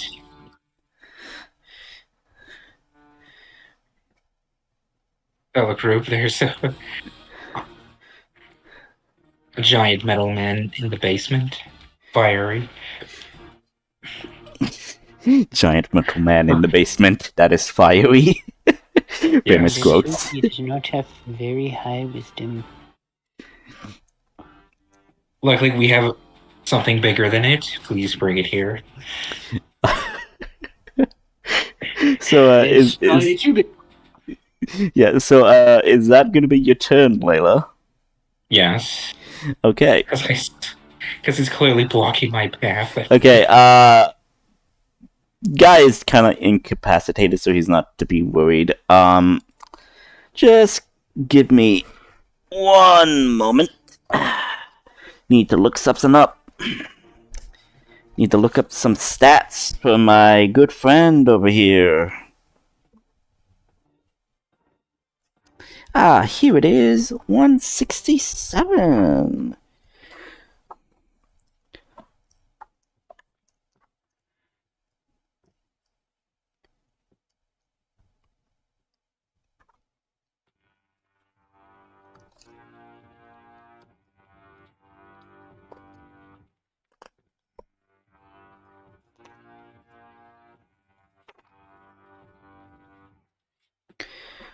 Okay. Okay. Oop.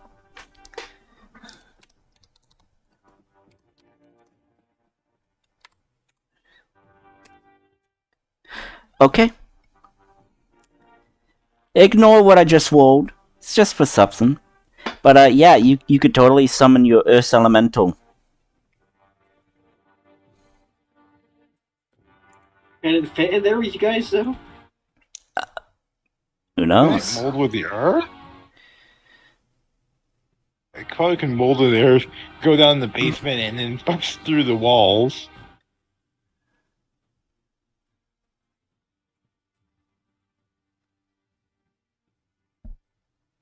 Okay.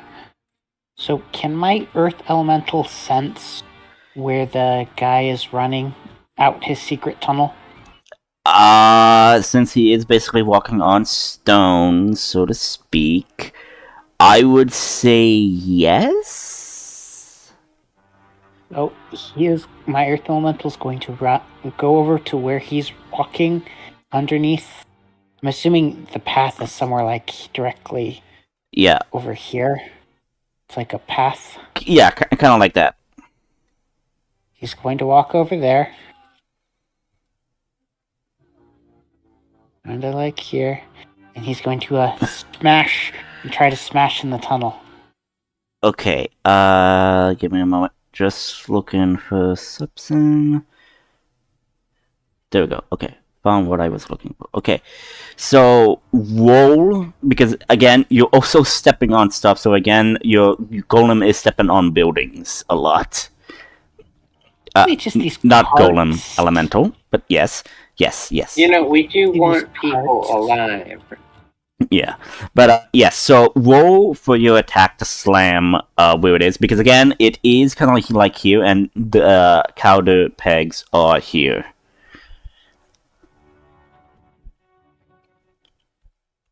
Okay, so you like smashing where supposed tunnel is, and everybody feels the vibrations. Let's see if he gets scared. Oh, so the tunnel's blocked off.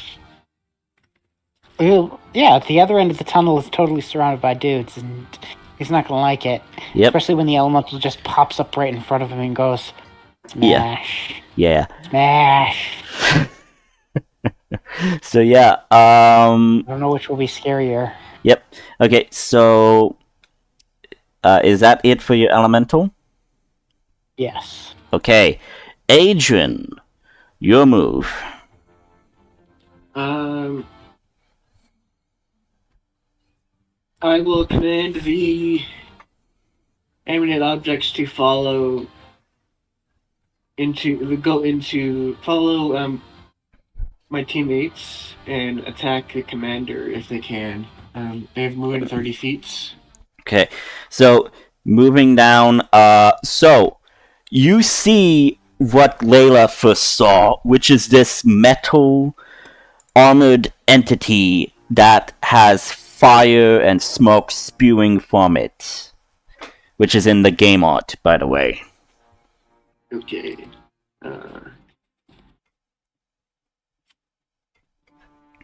I guess they'll have them attack that thing then. Okay, roll for an attack. Okay. 20d6. Or 10d6, not 20. 10d10 or 20s. Yep.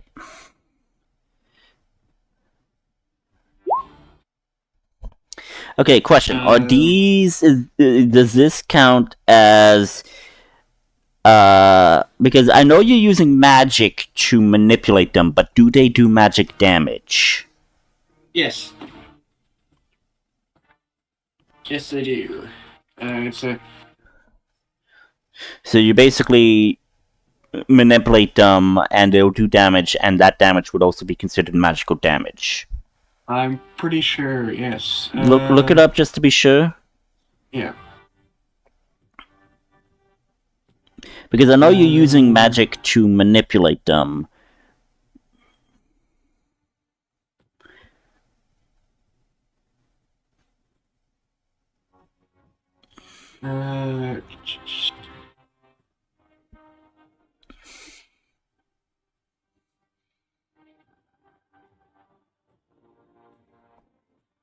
It does not say, but since it's a spell, I'm assuming they do. I can look it up too as well. Yeah. Just to look it up, you could roll for the.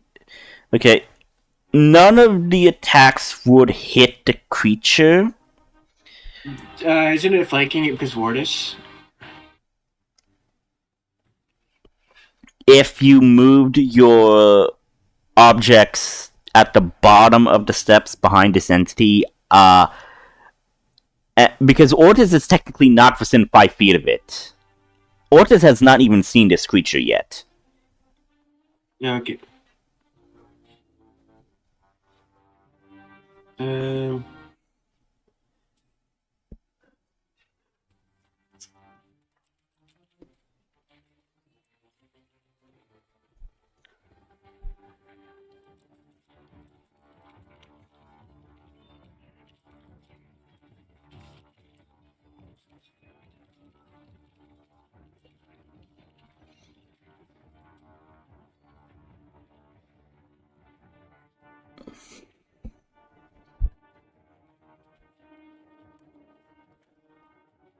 So yeah, is that your turn, Adrian?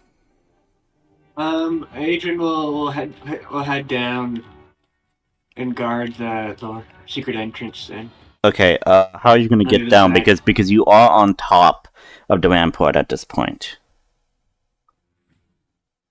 Remember, he would slide down the rubble. Using his sword as leverage? Sure. Okay. So, I would say that roll for me a dexterity save to see if you could manage this.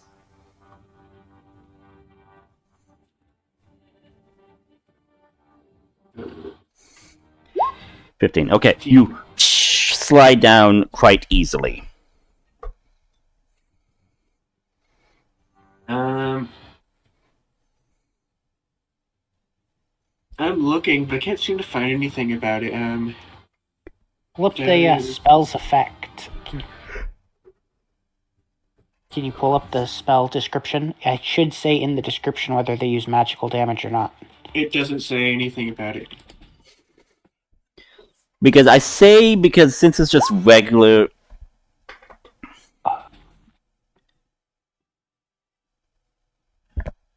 Because, again, it's just regular objects.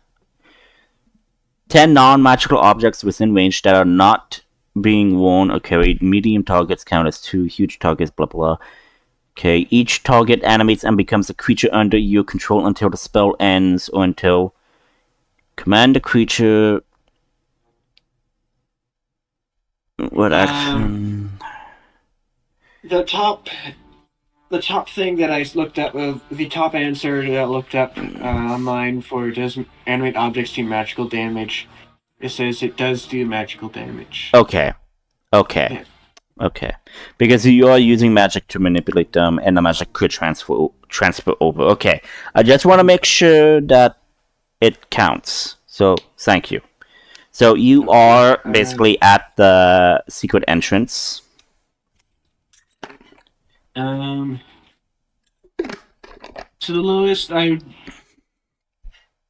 the highest I rolled to hit was a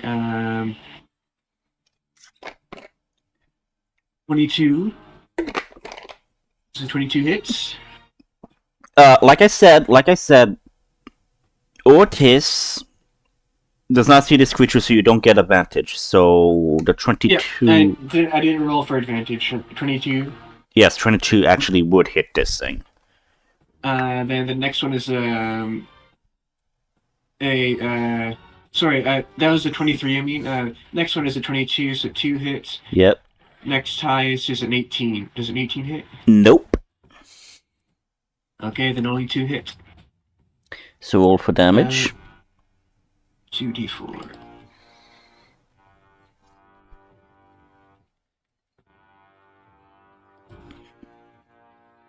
Eight. 5. So 13 damage to it. Okay. These 2 things hit the target. It does damage. However, these wooden splinters burn up. Okay,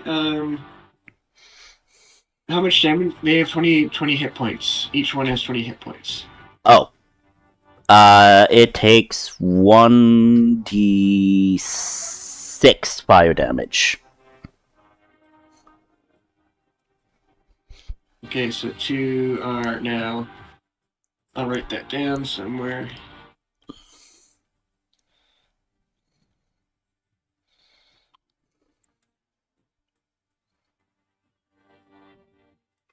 So roll. I guess you can roll for damage and see how much that does then. Okay. I will roll 2d6.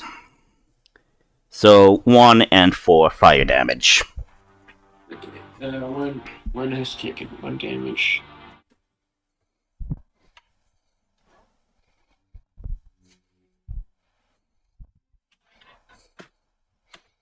Okay, and yeah, Agent will be guarding this entrance here, and that's his turn. Okay.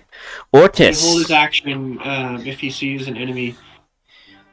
Exit the tunnel. Exit, he'll attack. Okay. Ortiz, it's your turn. Okay, he'll start continuing. You continue down the stairs? Yeah, where does that go? Okay. You descend the stairs and you see this metal armored entity. Flames and smoke and ash emanating from this hulking 8-foot figure. Basically, think of it as the destroyer from Thor. Okay. Oris takes the tablet and asks, "Hey, Red Spirit, what is this thing I'm looking at? With flames in middle?" Okay. So the thing activates and oh Shit. Oh, did I just use one of the many acronyms that you people use in certain situations? Yes, yes, Red Ball.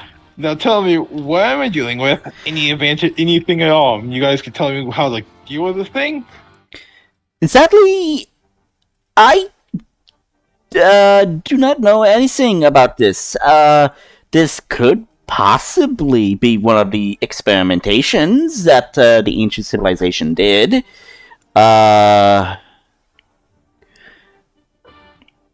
Give me a moment. I'm trying to look. There we go. Okay.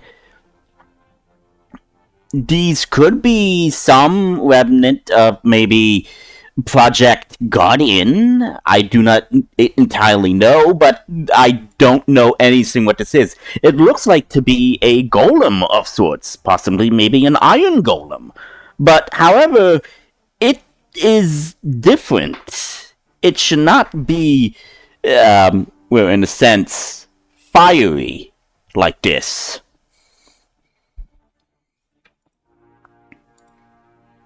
Okay. Tell the other one. Tell everyone. Oh, tell the others. Yes. Thing up. So Starts attacking the thing. okay. We'll put an attack. Okay. 15 misses. Okay. No advantage. Actually, wait. Is your splinter thing, Adrian, behind this thing? Yes, it is. Okay, so you do have advantage. So 26 will hit. Okay, so that's gonna be... Okay. Okay, since this thing will be damaged by the magical, so it would take the maximum damage that you would basically do to it. So yeah. So roll for your hulking figure as well. So okay, 16, 18 damage. Okay, so you slash at this thing. As you slash at this thing, your radiant axe slashes through the metal quite easily, and you see from it gooing out seems to be hot liquid lava magma, kind of like melted steel. When someone is forging, they use kind of like melted lava. Cast iron, I guess, is the thing. Like molten liquefied metal.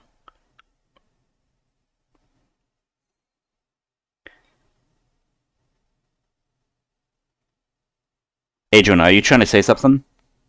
No, I haven't said anything. Okay, because your thing is going off like you're trying to say something.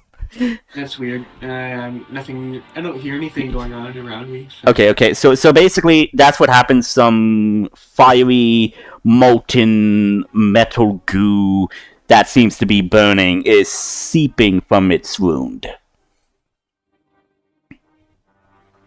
Okay, orders attacks again. Okay, roll for an attack. 21 will hit. 13, 14, 15. Okay, so you slash again. Same thing again. Molten iron goo basically seeps from its wounds. Okay. Before I guess before he ends his turn, he's gonna talk out loud to Red Ball, and it seems to be glowing with. Well, I seem to be able to cut into it pretty fine with my weapon. It also it seems to melt some kind of liquid metal or something. Translate it to others. Okay. You So, tell yeah, that to the rest of the group. Yep. Okay.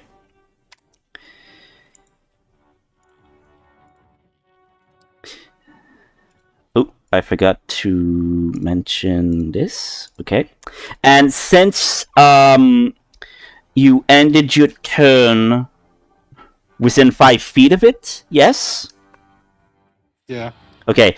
As you attack it, you then feel a burning sensation as your skin is burning hot. You take 5 fire damage within the vicinity of this golem.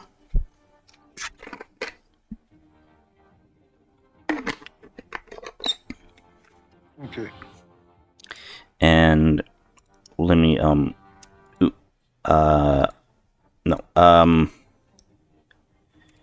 oh my god, okay. Add turn, there we go.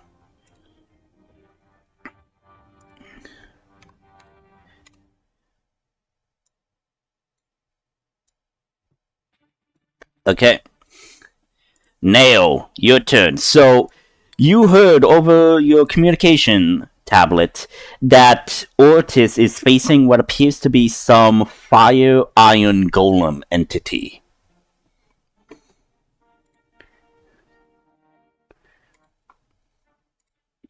Okay.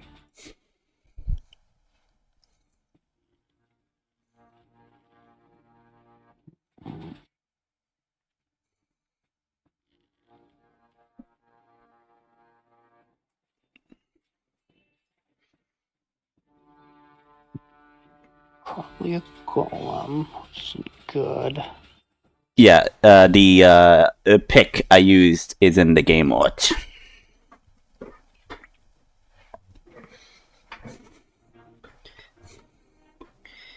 I guess I could hand out. There we go. Ooh. But I forgot I needed to. Ooh, no. Save image. So I'm gonna. Okay. It is effectively So yeah, I'm gonna go over here. It's effectively surrounded on all sides. So to right? speak. Yes, so to speak.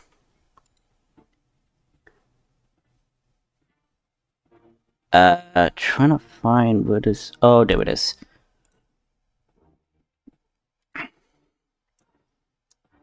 Ooh. And you can see it from the top of the stairs. It's at the bottom of the stairs, but if you go through the cellar that's outside, where Layla went, you could totally see it. So you do see it at the bottom of the stairs, and you see Ortis is fighting it. Well, Ortis, keep it exactly where it is.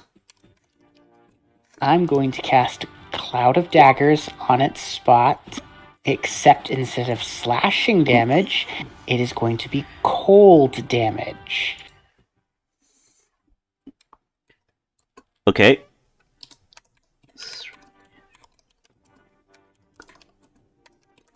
Okay.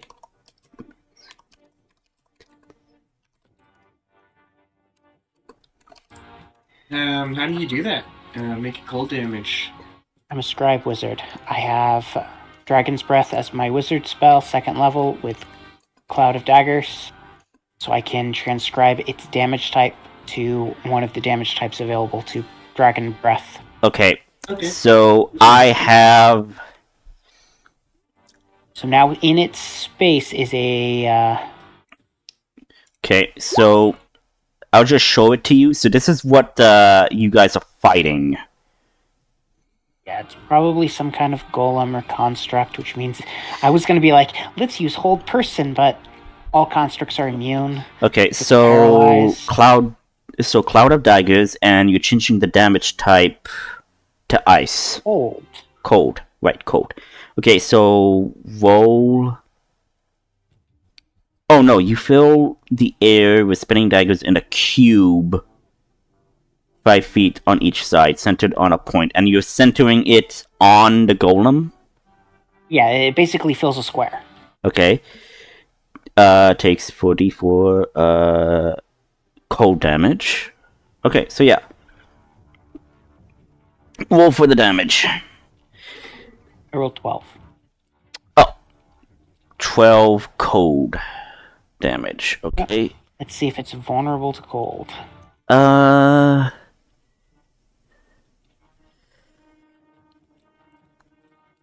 Okay. You deal it damage.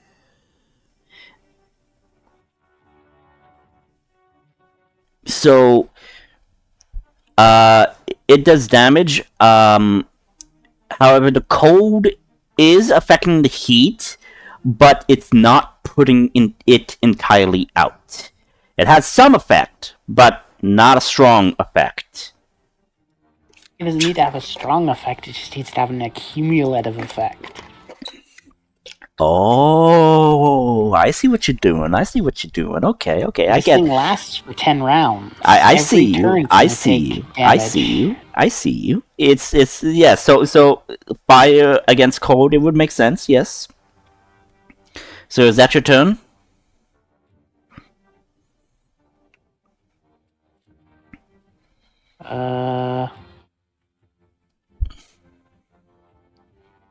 Yeah? I mean, there's not much else I can do. Okay. Are you ending your turn at the bottom of the stairs? Like, are you in the basement itself? Is what I'm asking. I went down as far as I had to go so I could see him, so I could cast the Okay, spell so on I his would skull. say you're kind of like almost at the bottom of the stairs. So halfway down. I would say a quarter way down. Like if you take like a couple of more steps, you would be at the bottom of the stairs. Yep. Okay, so that's your turn. So it's the sword orc's turn. So Ortis, I'm going to allow you. Do you want your orcs to attack this golem? Around it to keep it from moving. Ortis. You're muted. Are you there? Oh. Okay. Yeah, he'll order them to surround the thing, but keep it contained in the ice. Okay, so you want them to try to grapple with this thing. Yeah, without getting hit themselves by the cloud daggers. No, more like just surround it and keep it contained would be better than just grappling it. Okay, so creating a circle around this thing. Okay, so yeah, that happens. Do you want them to attack it? No. Okay. Gonna tell them it's magical by nature and just keep it there. Okay. Next is gonna be Elma. So Emma, you hear over your tablet. Emma, are you there? I'm here. Okay, so you hear over your tablet Otis saying that they are facing some type of metallic entity that is radiating fire. Do you decide to go and assist?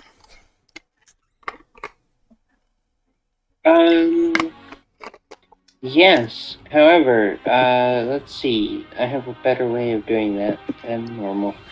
Hey, Ortis. How deep would you say you are right now? Ortis has no idea. You're in the basement, so I would say... Okay, someone with a tablet, tell me... Yes. So the tablets say, I would say he is estimatedly to be at least 10 feet below. So, 30 feet from your position, I would believe. Okay, perfect. No, wait. Okay, hang on. I did say it's 40 feet up. The other thing is 10 feet down. 50 feet. That's still perfect. Am I considered in combat? Like, do I have to maintain the... I mean, you're not in combat right now. You're kind of like out of combat, so to speak. Okay.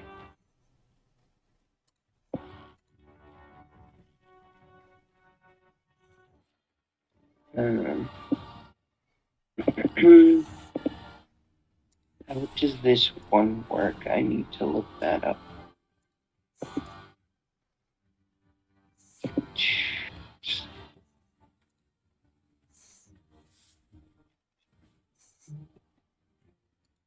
$50 feet down, huh?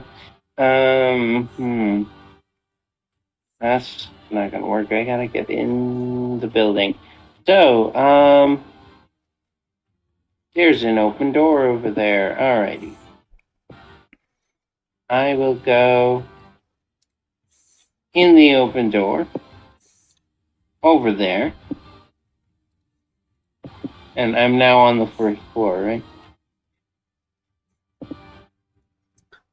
Yes, so to speak, yes.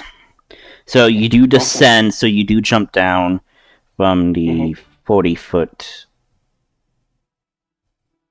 Yeah, from the 40-foot building. So you will take. Yep. So you would take, I believe it's 1d10? It's 1d6 per 10 feet. 1d6, so 40 feet, so 1d6, so it's going to be 4d6. So, take 12 damage. Alright, that's fine. I still have the temporary hit point. Something being my everything. Alright. I guess let me know when that, when my turn cuts off. And I'll just tell the rest of the party that I need a bit longer, and I'll be down there with you.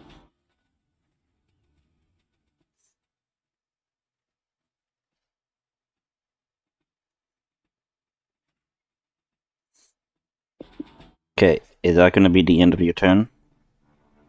Can I still continue? Yes. Do you still have movement? Do I still have movement? Good question, actually. Because you did start here. Yeah, I did start there, so... And you came over here. Oh. And then you jumped. Right. So you still should have movement, so to speak. I have 15 feet. However, that's not gonna work for what I need. You can dash. Right. No, I'm assuming I'm dashing at this point. Yeah. So you started here, you got up. I would... unless you decided to, just prone, then, jump down from there, then you would still have movement, and you would dash. So yeah, you will be right at the stairs, so to speak, which the stairs are kind of starting right here. Okay. That's... I'm going to end my turn there because Okay. I need my action, and I've already spent it on my dash, so... Okay. Next is gonna be this golem. So, I can be there in just a bit. I'm in the building now. 1 second. Okay, so this thing will basically have some base Iron Golem stats. However, this is my homebrew version, and I did say it's kind of like the Destroyer. So, Nail, it turns to where it heard you, and everybody just sees that its eyes, like its helmet guard, basically burns brighter, and then it shot puts a beam at you. So think of it as lightning bolt, but it's fire based. I guess technically this would be kind of like fire breath. More like kind of like laser beam. Laser beam.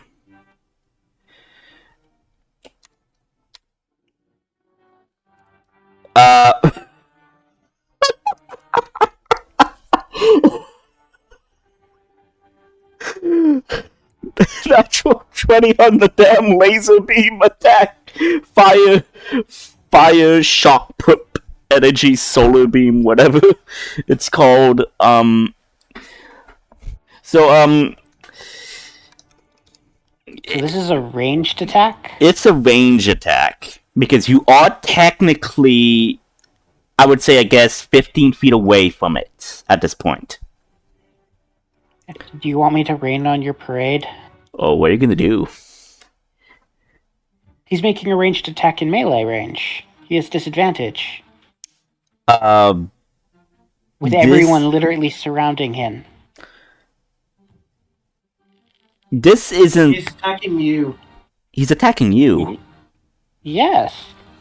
Ranged attacks made while in melee have disadvantage. You don't have to be targeting the person in melee with you.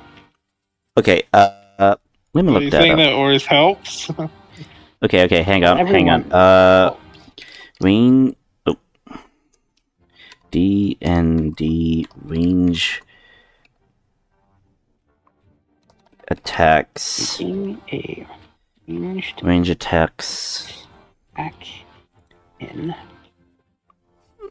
When you make a ranged attack with a weapon, a spell, or some other means, you have disadvantage on the attack roll if you are within 5 feet of a hostile creature who can see you and who isn't incapacitated. Okay, so yes, it will be at disadvantage. Damn it!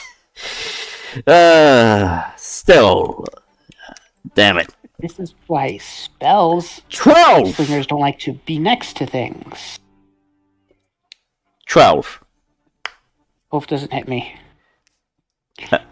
12 hit you? No, I have an armor of 15. Oh, I'm at 15. Okay, so first attack, it's just like misses, but it does hit where the entrance is to the cellar.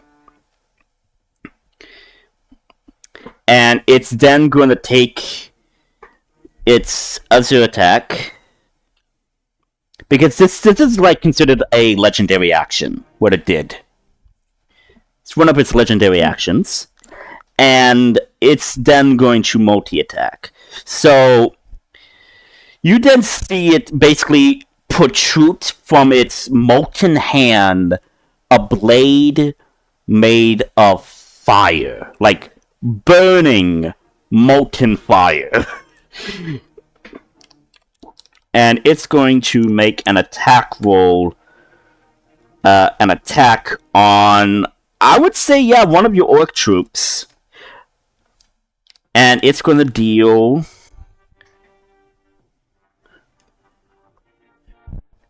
It's going to deal 3d10. Oh, damn, okay. Okay, so yeah, okay. It's going to deal... Yeah, so using the base stats of the Iron Golem. So, yeah. It's going to deal 23 fire damage against one guy.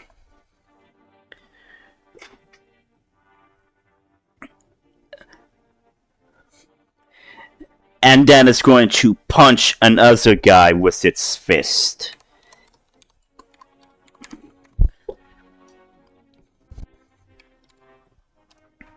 So that's totally gonna hit.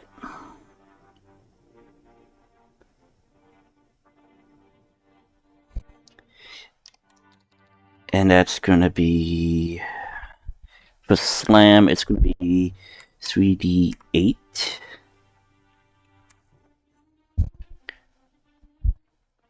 Plus 7. And that's going to be 7 bludgeoning damage, but the guy is also going to take 1d6 fire damage. So, first guy basically gets bisected by the flame molten sword. The other guy freaking gets punched to the ground by its fist. And basically, it's just then going to basically look at you, Ortis, as it just lifts its fist off of one of your orcs, and his entire face is basically like bruised and battered and basically crushed at this point. I guess does he have worse endurance? What? No. He's still alive. The guy is still alive, but his face is kind of like... His face is kind of like, I guess in a sense, like black and blue from the impact of this thing. Okay. Is what I'm trying to insinuate. But yeah. Next is the Axe Orcs. So, I'm thinking that everybody is just keeping an eye on the prisoners at this point, so yeah. Layla, your turn.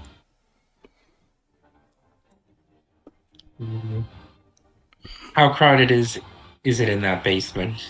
The basement is pretty large, so everybody within the area. Right now, this golem is basically protecting the entrance at this point.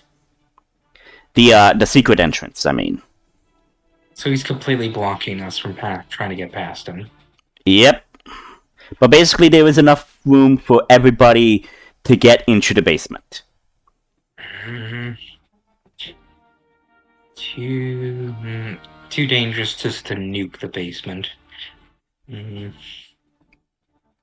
Gonna try.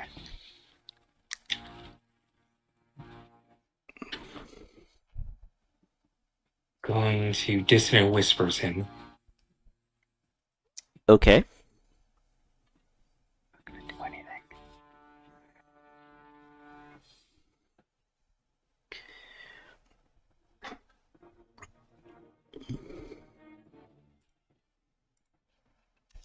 Needs to make a wisdom saving throw.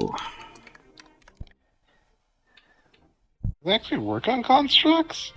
This thing is a golem, so it does have a Intelligence. well, in the sense, yes.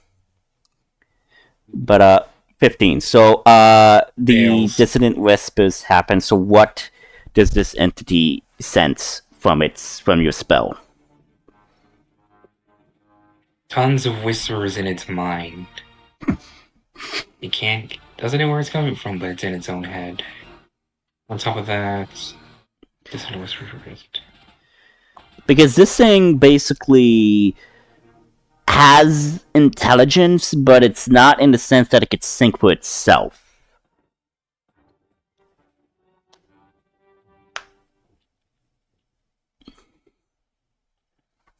And it also must immediately use its reaction if failed to move as far away from its speed away from me.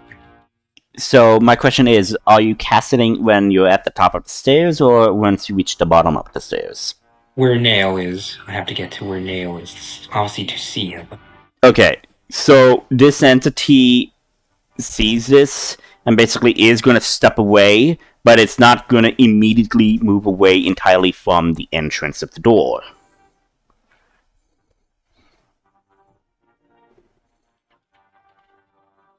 So it should still be within 10 feet or so of the secret entrance. Fair enough. Okay. Is that... End of turn. Okay. Nail, your Earth Elemental is beckoning at your command. What do you command it to do? Does he still sense the one commander guy running through the tunnel underground? Yes. However, it is not going in the straight line direction to where that secret tunnel is. It's going a different route. Well, he's going to continue to try to slam to collapse the tunnel in on his face. Okay, do it.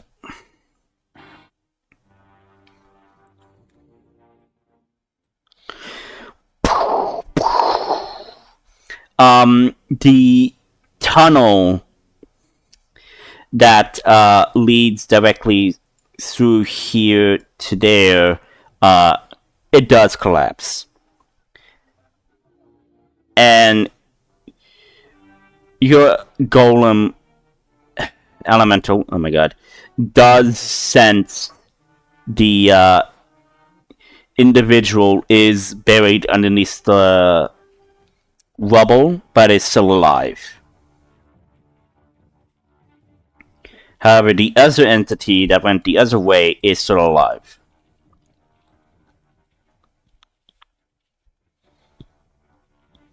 And running away. Oh, he's going to start squeezing through here and chasing after it. Okay, Living one that's running. because again, this thing is huge. So my question is... He is going to, squeeze gingerly between the building and the wall so he doesn't knock over the building. He's going to step lightly through. Okay, so he's still It's not like large. he's a giant block of stone. He's still a person-shaped. Okay, my question is, how long does your potion of enlargement? Hours. Yeah, hours. It will last longer than the golem lasts. I mean, the elemental, yeah. Okay. It'll last longer than the elemental lasts. Yeah, and I do believe which is it's an hour. Yeah, an hour. Okay. And that's it. Yep. Okay, Adrian. Okay. So nobody's come through the Nope. thing yet, the secret entrance. Okay. When the entrance collapsed, did a puff of dirt and stuff come out the entrance, indicating it collapsed? Yeah, it collapsed. Yeah, so these two, and also Nao sees the puff of dust emanating from the entrance. Gone. We did cover the thing with the rock last time. Yeah, so there is little puffs of it around the rock. So it collapsed and the commander can't get out? Something? Yeah. When he was buried. Buried, but he is still alive. He's just buried alive. Yeah, Adrian's will continue waiting. Buddy will come in Okay. with his animated objects to attack. Okay.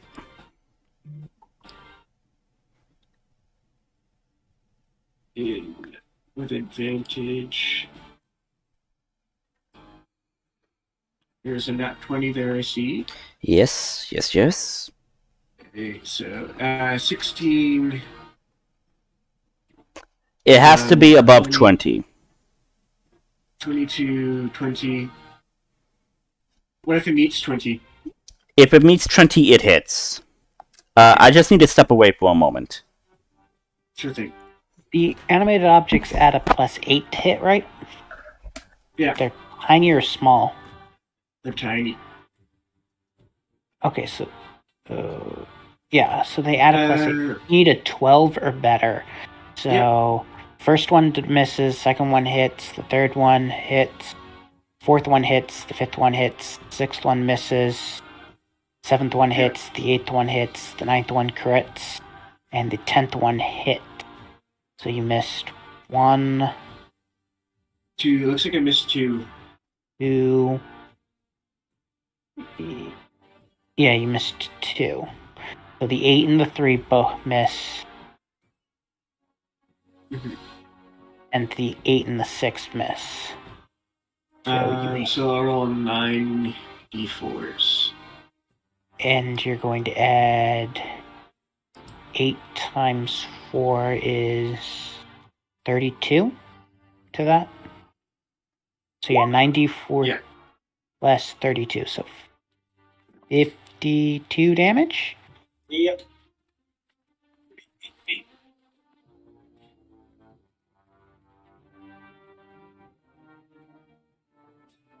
52.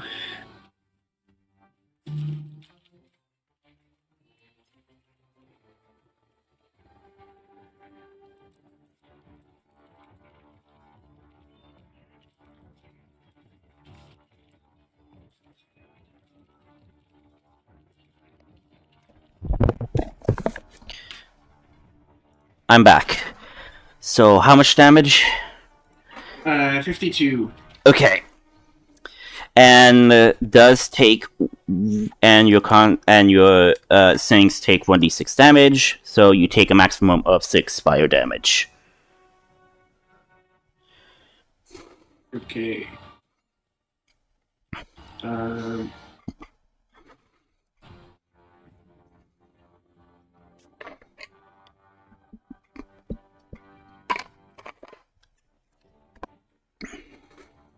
And is that going to be your turn, Adrian? Yep, he's holding his action just in case. Okay. He sees somebody. Ortis. It is your turn. Okay, Ors is moving his echo nearby. But construct, and he's going to attack with advantage. Okay, 27 does hit.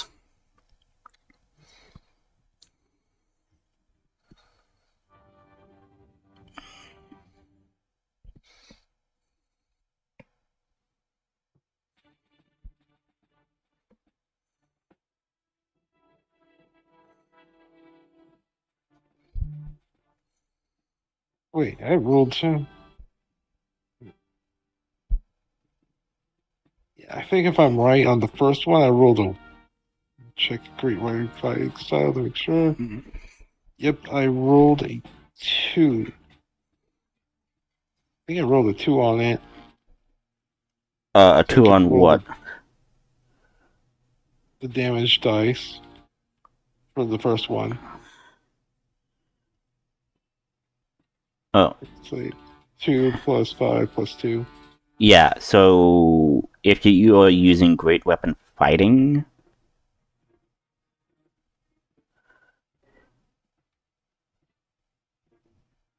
with 2 hands, you can re-roll the die. Yeah. So yeah, that would be 11 plus the 2, which is 13. So that's 16 damage on the first hit. And then 16, 17 on the second hit. So again, the runes, molten oozes seeping from its armor. Then he'll use his last incarnation and attack using his echo. Okay. That hits.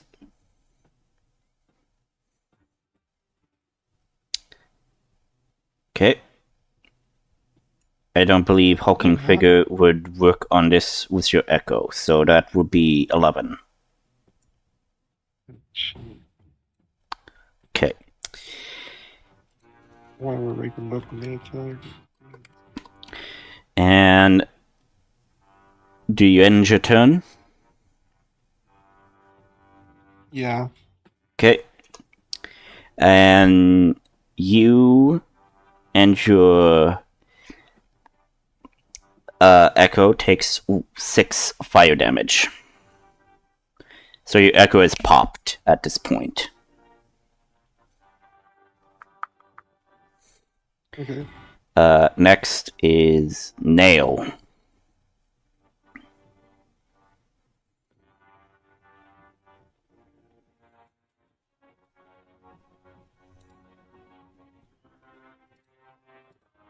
Okay, because someone had to move the golem. I'm going to once again cast Cloud Dagger on his location and then leave. You Okay. can move Cloud Dagger. Yeah, it could be moved. No, it cannot. Oh. Right. Okay. So 10 So I cold recast damage. Cloud Dagger Yep. on his new location. That means you do need to descend the stairs to see where his new location is. So you So I walk are down at the the stairs, bottom. zap him, and then run back up the stairs. Yeah, because you don't want to be hit by that beam. Okay. So yeah, it takes the 10 cold damage again. The cold damage is affecting its core, but not a lot. Sword orcs. So yeah, the guy that's on the ground is groaning. One of the orcs is going to take the injured orc, and he's going to basically be moving him back up the stairs, while the other orcs are basically going to assist. So basically, I guess Orcs will have him play defensively. yeah, 1 dead, 1 injured. So basically, that means 4 is remaining. So the 4 are going to be defensively. So my question is, do you want them to still encircle or provide defense? They're going to encircle, but they're going to be ready to dodge. Okay, so they're gonna be using their reaction to basically dodge. Is what you're saying. Okay.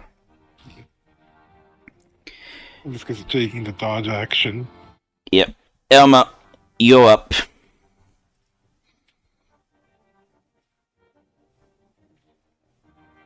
Elma? Okay. Yep. Yes. Time to ask. So I pull out my tablet. I ask, how far down are the others now? They are Now that still I'm inside the building. inside the building. They are exactly 10 feet. Okay, perfect. So you need to get in position where they are, which is kind of like right around here, so to speak.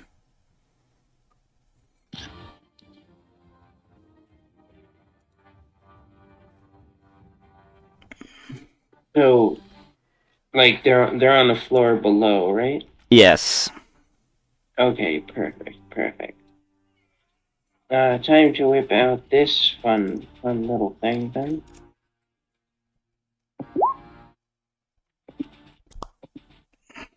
I dropped through the floor. Okay, so my question is... Technically, you... Okay, so my question is, do you want to drop exactly where Ortis is? Like 5 feet where Ortis is? Or...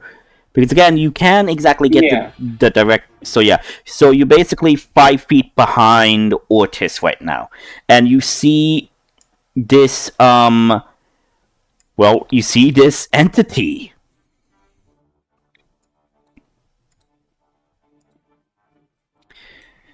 You see this entity in the game chat?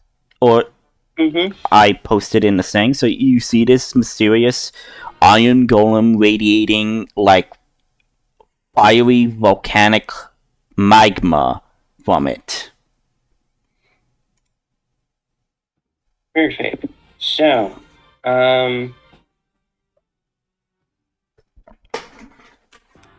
the fun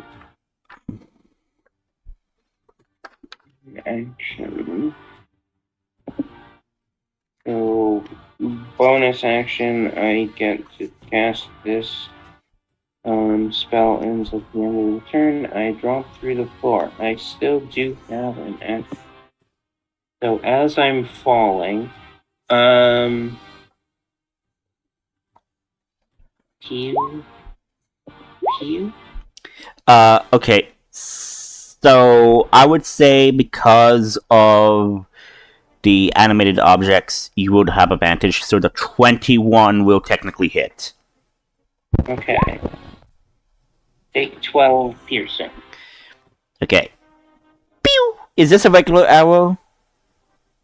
This one is a regular arrow, yes. Okay, so it will only take 6 damage. Also, your connection with the wolves are still active, so you can command the wolves. I'm just gonna have them patrol and make sure that the people are staying still and quiet like I asked them to do. So basically, helping guard the prisoners with the other orcs. Like okay. Snarling if they move too much, etc., etc. Okay. So that's going to be your turn. Yes, that's my turn. Okay. This golem basically sees what is happening. And then,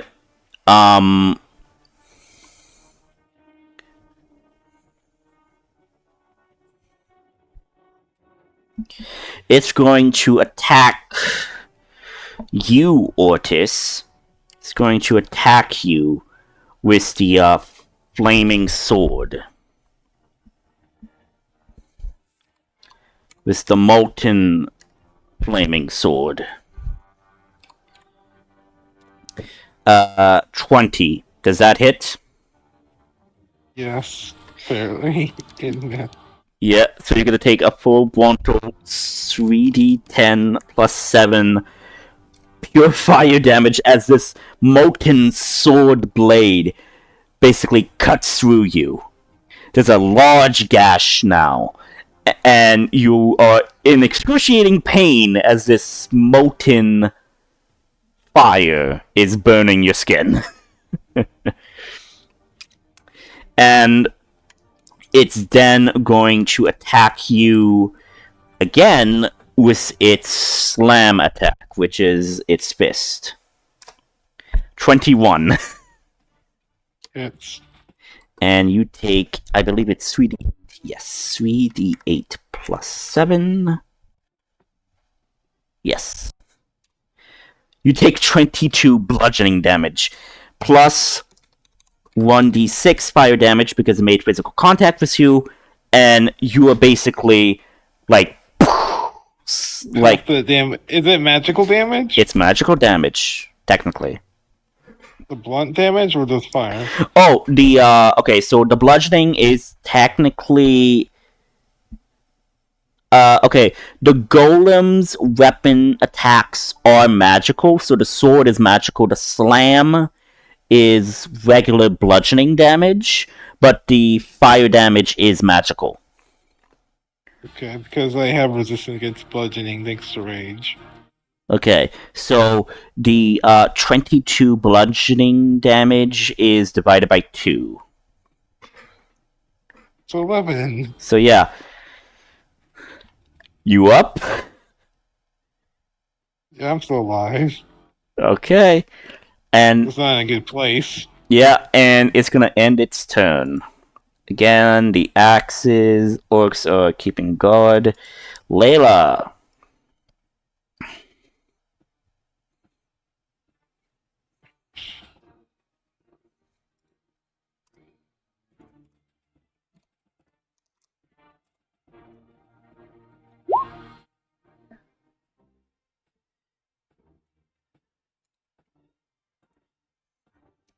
Okay, Mind Sliver again. Need to make another intelligence save, I mean. And you had to... Natural 20.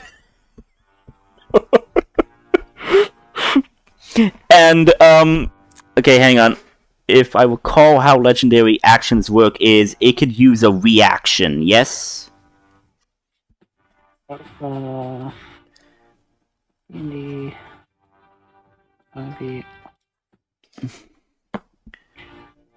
Yes, I do believe that when it comes to legendary actions, they could do it on their turn or on your turn as a reaction, I believe. Can be used at a time and only at the end. Oh, okay. The drag. Okay, so only one legendary action option can be used at a time and only at the end of another creature's turn, and they regain legendary actions at the start of its turn. Okay, good to know. Good to know. So basically, it could use its legendary action as a reaction. I think it can. Hang on. No, legendary reactions are not reactions. They're legendary actions. Okay, so You yeah. have a reaction, you don't use it. Okay, so forget that. I asked. Okay, so I could only use it, say, at the end of Layla's turn if I wanted. Okay. Yes. Okay, so Layla, you did a Mind Sliver. It failed. It rolled a natural 20. And, so you go down the stairs, do that, and you go back up the stairs? To get out of the range of its sight, yes, I go back up the stairs. How many legendary actions does it have in total? Since I didn't want this thing to be too powerful, it has 2, but it does regain legendary actions at the start of its turn. Yes, so it regains its 2 legendary actions, so you can do its things. Yeah. 2 each turn. Yep. But the laser heat beam thing, it only takes 1 legendary action. However, There is another legendary action you could do, but it takes 2 legendary action points to do it. I think. Is that how it works?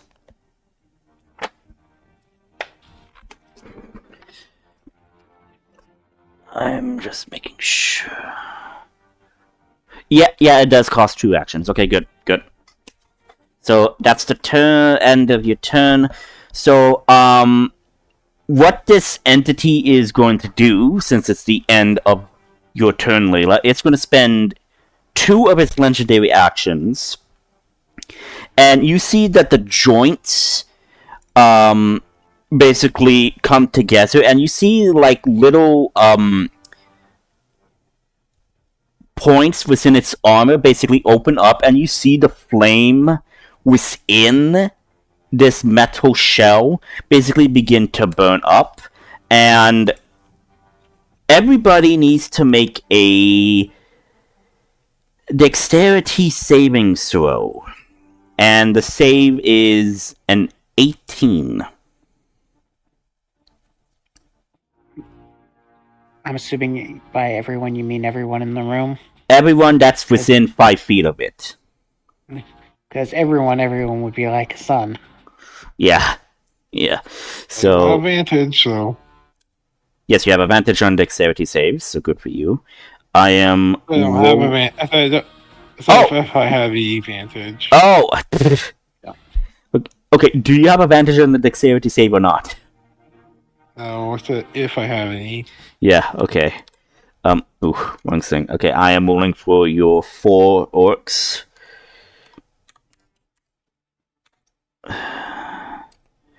Okay, so... Okay, only 1 failed. Now I am rolling the damage for this thing's, effect, which is going to be... All the inanimate objects need to roll for their Yeah. save. Yeah, okay, so let's see what this thing does. What does this fireburst do? And Adrian should be rolling for his stuffs. Yeah, it's basically... think of it as like a fire-based area effect explosion. Basically emitting like a heat thing around it. My animate objects have a +4 to dexterity saving throws. So yeah, this is a dexterity 18 saving throw. Okay. So 1, 2, 3, 4 save. Okay, so it's gonna be 33 fire damage. Okay. 5 are wiped out. Or all so 7 are wiped out, so there's 3 left now. Okay.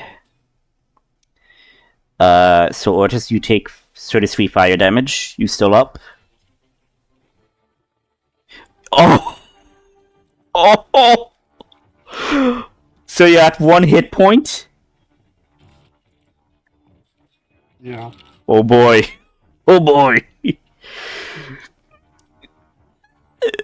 Yeah, and I would say one of your orc friends are also dead at this point. They don't share as well? So, yeah. No, wait. Yeah, so 1 did take the other guy around, so, okay. Hang on. Okay, 2 are dead. 1 is injured. Okay, wait. 1 is injured, the other guy took it. So there's only 2 left. Yes, there's only 2 left. So 1 left combat.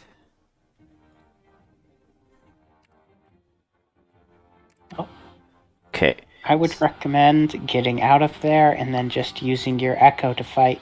But I mean, yeah. So, next is Layla's turn. Golem's turn. Ready? I Little thought just went. This just was went. its legendary action after her turn. Yep. That's Do the they thing take about. half damage if they succeed? Sorry, I forgot to ask. Yeah. They take half of the 33 damage if they succeeded. Yes. Okay. But Okay, well, the golem is still gonna be hunting for the guy that's running. So he's going to I mean, blam not golem. Elemental. Yes. the elemental. Yes. So, again, and your elemental is going where there is the residential area within this fort area. Yeah, he's starting to move into that area. He's following whoever's underground, trying to squish him. Okay. I'm assuming this is the guy who's supposed to blow up the whole place. So Well, my question is, did Ortis say that over the communique? I don't really care. He's running through an underground tunnel, so he's getting squished. Okay. Adrian, your move. So still nothing from the commander getting out the secret entrance? Nothing so far. Anything to report from the, what do you call it? Earth Elemental? About the commander, now? I don't know yet. I just got outside. Okay, well, can't the Earth Elemental tremor sense if it's underneath him or not? Yeah, but he can't really identify people, especially people he's never met. He squished one guy here, and he's going after someone else. That's all I know. I mean, Adrian, if you want, you and your orc assistants could sift through the rubble to see if you could find the guy that's buried underneath.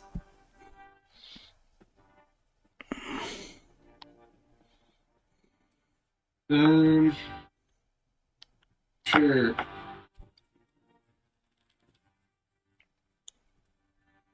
They'll do that. And Adrian will also command his the remaining 3 objects to attack. The golem. Yes, the golem.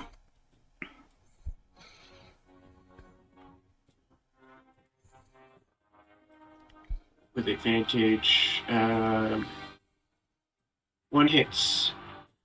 Actually, no. Okay. 20 and 25. Yeah, so if it matches or goes above 20, it hits. Okay.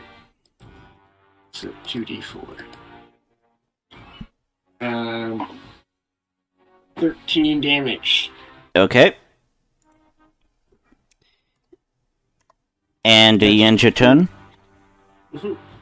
You take 1d6 fire damage for your You take 2.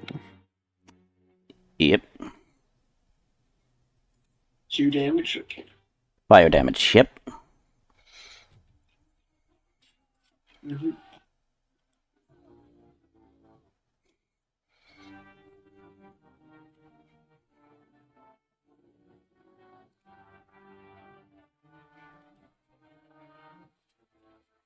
Yeah. They're still up. Barely, though. And that's his turn. Okay.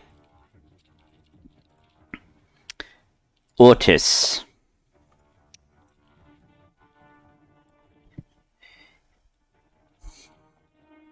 Ortis is going to attack.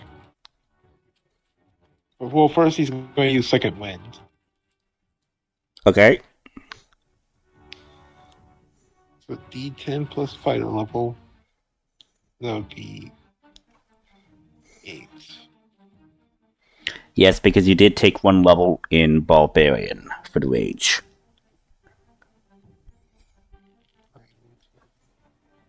$17.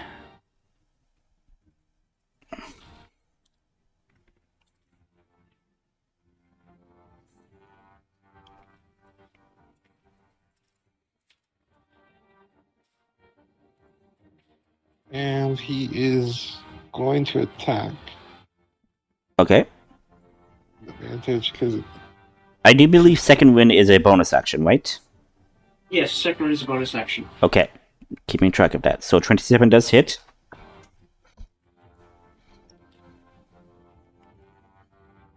does he? Never mind.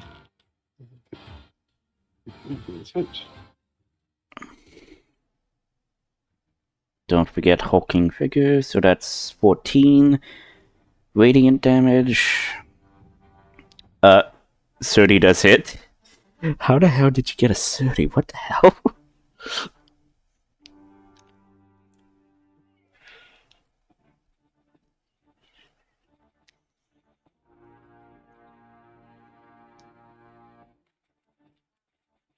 So 21 damage, yep. Yeah, back 5 feet from the From the golem. yeah. It will get an opportunity attack on you. Okay. And it is...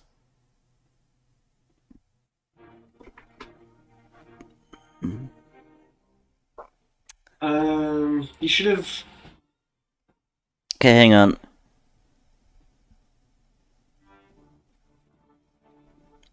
You know what? Yeah. It's going to use the sword.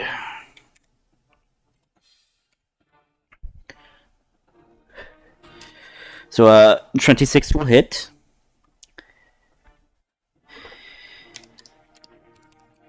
So that would be 3d10 plus 7. 13. Ooh. Here. Barely. Barely. So yeah, and is that your turn? Are you gonna move out of there? Yeah, he's moving. He's just moving like a far enough away from the aura, but close enough to still fight. Okay. So yeah, he's out. Is Dissonant Whispers still up, by the way, Layla? No, it ends at the end of. No, it ends Okay. at Okay. the end of my turn, so it's been going for a while. Okay, good. Just asking. Nail, your turn. Okay, I'm going to assist my golem in trying to collapse this tunnel by creating holes for him to punch into using mold earth. Okay. So I'm gonna be like, want me to create a hole here, and just have it tell me where it wants me to create holes so it can punch into this tunnel more effectively. Okay. You totally can do that. How many holes can you do? I can do 1 hole every turn, but I mean he can punch into that hole to like try to block off the tunnel. Okay. His meaty fingers. Meaty I'm stone basically- fingers, yes. Yep. I'm basically just cooperating with my elemental to trap Okay. whoever's running. Okay, so basically you're just going over there, you go in front of him, make the hole, then get out of his way as he punches. Yep. Okay. Ortis, what are your commands to your troops down here?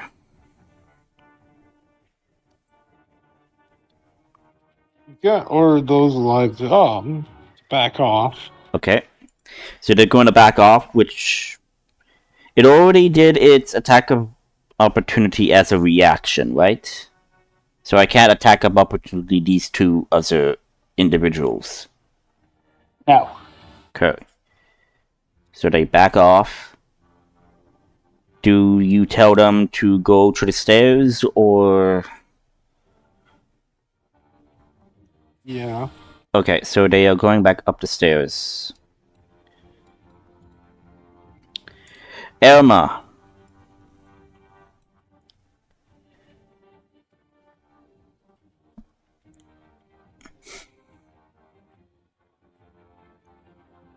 Okay. I'll look at orders. So, are we retreating? What's going?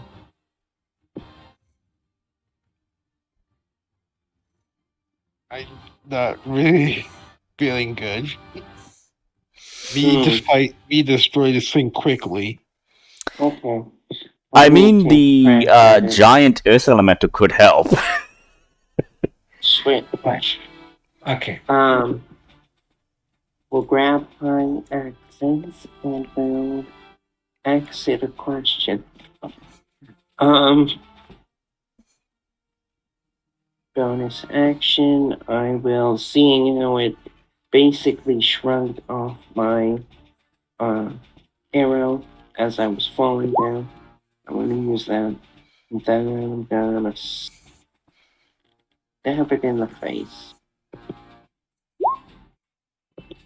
And you're gonna use your axe? Yeah, Okay. so that missed. Try again. That also misses. Dang. Okay, and do you use your movement to get out of the ore? Yes. Okay. So you move back, okay, and it does not provoke opportunity attack because you already used this reaction. So you do not take the 1d6 fire damage at the end of your turn. Mm. Okay. Next is this creature's turn. This creature sensing... It exists in the spot. At the start of its turn, it takes Yep. Stagger's damage. So it does, and it does regain one of its legendary actions. Well, it regains all of its legendary actions. No, it regains one legendary action at the end of the turn. At the start of his turn.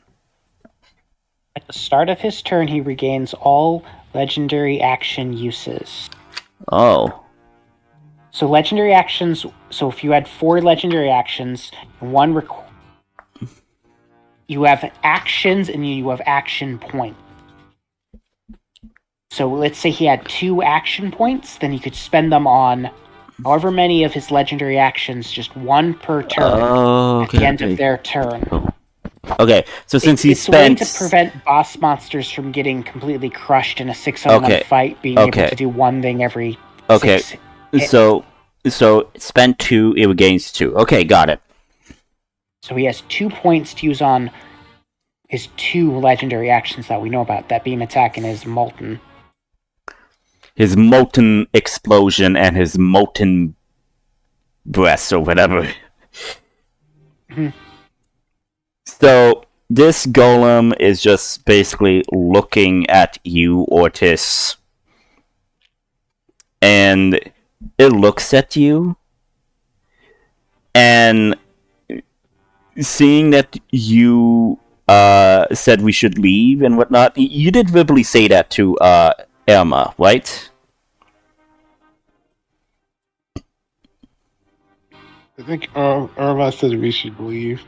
Yes, and you said that you were not doing so good, right? Yeah. Okay. This golem basically just looks at you, and it kind of just, like, turns away from you. And, like, how it turns, it just looks at you, and it just, like, starts walking off towards the tunnel. Like it understood you. And, like, this golem just walks, and then, like, it walks inside the tunnel, inside the entrance.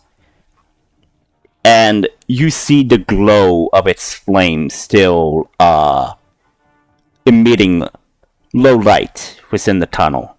And you do see that the tunnel is collapsed. And, you then, see that this entity turns towards where you are, and you see its face begin to light up. as it shoots another beam, but this time it's not targeting you guys, it's targeting the entrance. And the entrance collapses. And yeah. You don't see that golem anymore. Or just literally grabs the tablet.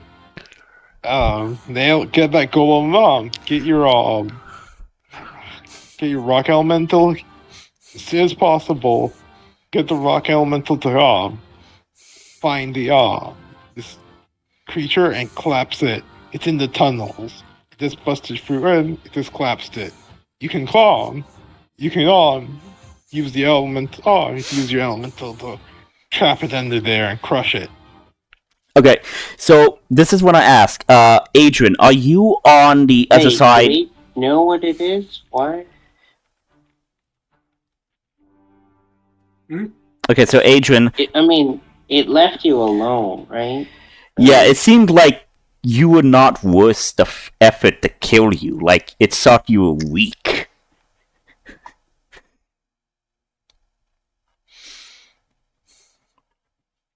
What about me? Okay, so Adrian, I was asking that. I was telling you that if you wanted, you could go outside where the tunnel collapsing here and see if you could dig through the rubble. Is that what you're wanting to do? And you take your orc assistance, and that's what you were doing. Yeah. Okay. So I would say this: while you're doing this, you then hear a explosion of sorts, and some dust emanating from the collapsed tunnel, and you see stomping out. You see the metallic, armored, fiery entity brandishing a molten lava sword of sorts, and it's basically walking. And it then looks at you, Adrian.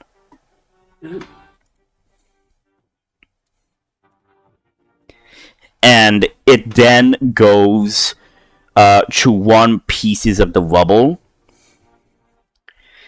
And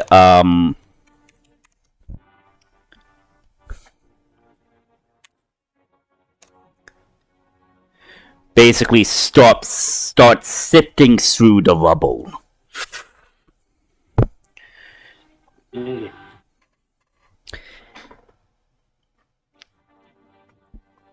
And you see it has an arm, and the arm basically has something attached to it, like what appears to be like a case of sorts, a container, but it's like shackled to the hand, and you just see that this elemental basically raises the sword and cuts the arm off, and just picks up the container. Okay. And again, is just going to walk in the direction where one of the tunnels did not collapse. And that's basically what happens. And again, the axe orcs are not doing anything except for the guys that are helping you. And yeah, Layla, your turn. Does Adrian tell us that he sees it? Yeah, he tells everybody. Tells everybody what he saw. Am I able to get to where he is? Or is it too difficult? You said he was digging to the collapsed tunnel area here, or is it deep with it underground where we can't get to it? So the rubble completely collapsed it, and the rubble is, like, I would say, what's the good analogy here? I would say it's very deep. Well, not deep. Okay. Yeah. Like this tunnel is like 10 feet high. So since say it had 20 or so feet worth of stone on top of the ceiling, and all of that collapsed. So think of it like as 30-foot mounds of stone and rubble collapsed on this guy. And the golem is carrying him now, or carrying his body, or No, the golem just Carrying bisected. his It just arm. it just bisected the arm just to get a container of sorts. okay.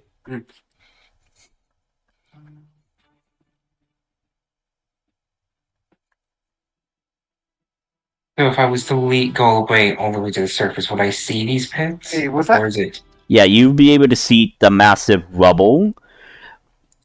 But like I said, the golem is going exactly to the direction where the Earth Elemental went. But the Earth Elemental is way ahead. Hey, Layla, what's Yeah. that spell that creates an area that just kills everything in it that you have? Death Field. You're gonna have to be very specific. I'm It's guessing either It does cold damage. Not reverse black tentacles. tentacles. Oh, okay. By the way, your tentacle is still entrapping the guy. Oh, that should have been. You should be dead long ago. I forgot to keep rolling damage. Either way, I don't concentrate that on him. Yeah, I would say that they're rendered unconscious. Okay, if you're asking about hunger of Hagar, That's the one. I don't think that's gonna stop him because he's a goal of blind sense. Doesn't it do damage over time? Yes, but we're gonna have to pin him down. I mean, if only someone had. Yes, I see. I guess you drift. Anyway, I dash to where our giant elemental is.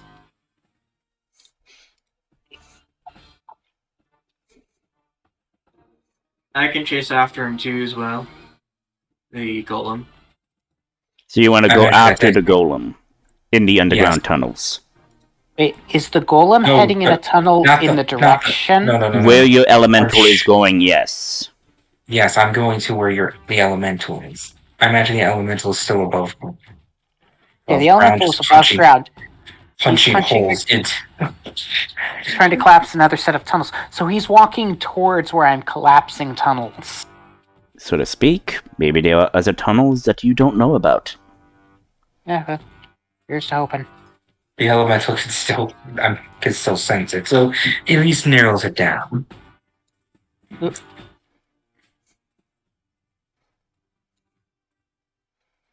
So that's my turn.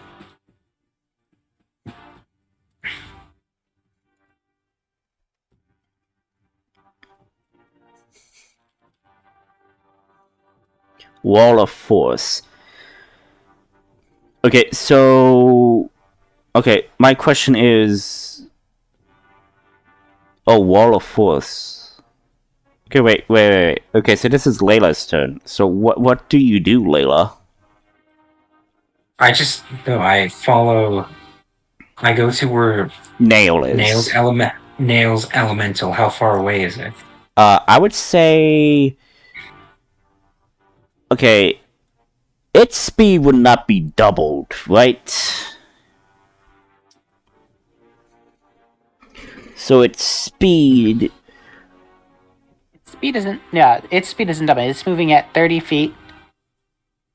Yeah, so each 30 feet it's gonna try to bash the tunnels. So since you did it like a couple of times each 30 feet, I would say... If the 60 map extended upwards, we'd only be a couple of actual feet above us. Yeah. So... We haven't actually Move. gotten that many turns up here. Yeah. So I would say it's like... We're still within 30 feet of your movement. Then I go to the first. I guess where it would be going, the elemental where we think the tunnels are, the first collapse tunnel. So For you're now. going to where I dug the hole so the elemental could punch into the tunnel. Yep. Yeah, the first time it collapsed, because that's most Well, the likely. first time it collapsed is here. Oh, sorry, where we think it's going. So yeah, you're going to where I dug the hole where it's going to punch down and try to punch into the tunnel. Yes. Because I've only dug one hole so far. Okay, then that's where I'm going.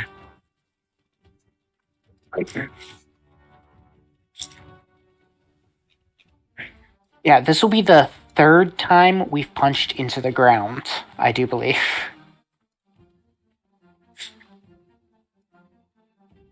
So do we know for sure that... Does your earth elemental sense it down there at the moment, or not yet? It senses someone down here beforehand. That's how I was chasing. I wasn't chasing it preemptively. I'm chasing someone else. Yep. Fair enough. So if we can punch into here, we can take care of both problems. Yes. Okay. Stand there, wait for hole to be made. Yep, and then we can see if we can't freezer this creature. I don't know what you would call this combination. I can follow it too as well. You said it has blind sense. The skull.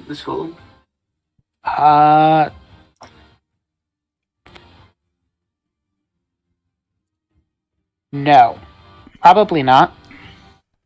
Golems don't have blind sense, but I don't know if this one does. Okay, are you talking about my iron golem or the earth elemental? The iron golem probably does not have blind sense. Animated armor is what has blind sense because it doesn't have eyes. It's not outside the possibility. We'll see. Yeah, no, the earth elemental has tremor sense. Mhm. Animated armor has blind sense because it doesn't have eyes, but still can perceive its environment. Okay, so yeah, now it's my elemental's turn, and he's going to smash into the hole, the 5-foot hole I created to try to punch more easily into the earth.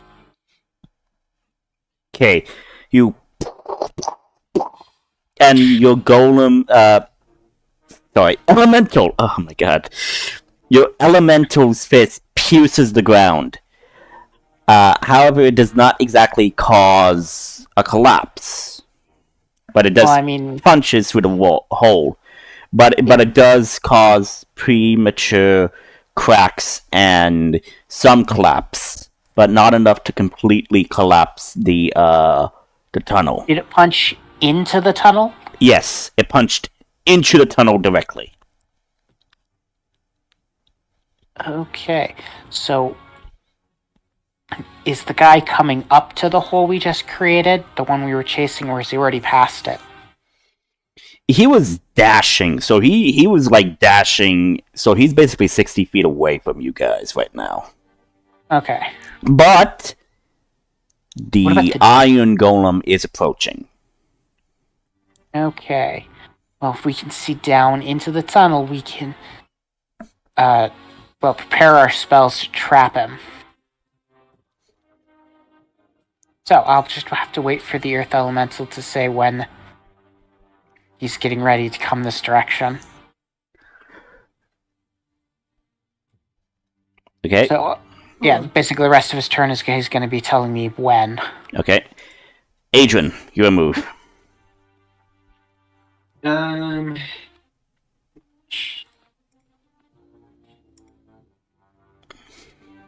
Adrian, actually, I forget. Does animated objects get a reaction after any attacks?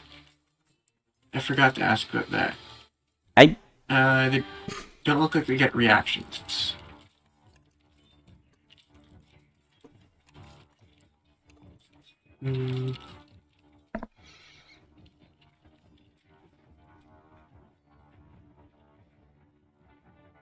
Okay, Adrian will cast Shadow of Moil on himself. And actually, how far away is the golem before I cast Shadow of Moil? He is. Yeah, we're about to wrap this up, Bramble. No worries. So he's basically, I would say, within 20 or so feet of you. Again, he is just entering the other tunnel. Mm-hmm. And Adrian can see him? You can see the light source that he is emitting in the dark. Yes. Okay. Yeah, Adrian will... I was thinking think you're casting telekinesis on it, but that's not good. I don't think that will work. So Adrian will just cast Shadow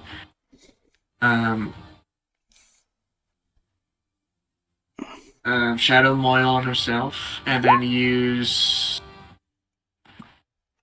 one of his forms, and use which one was it? Not that one.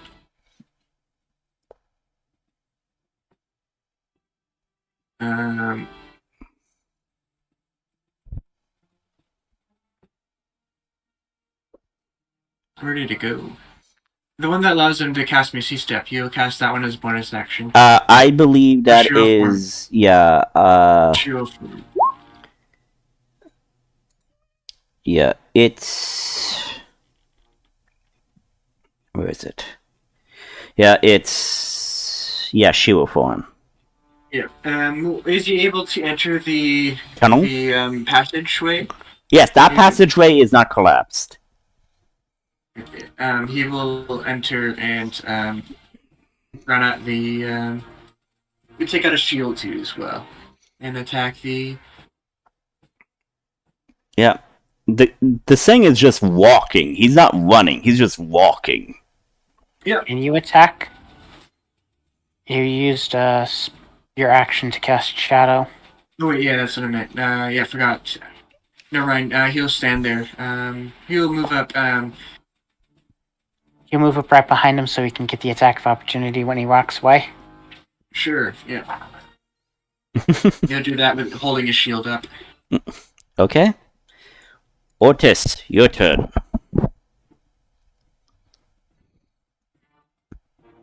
I was like, okay, I'll take a stab at it.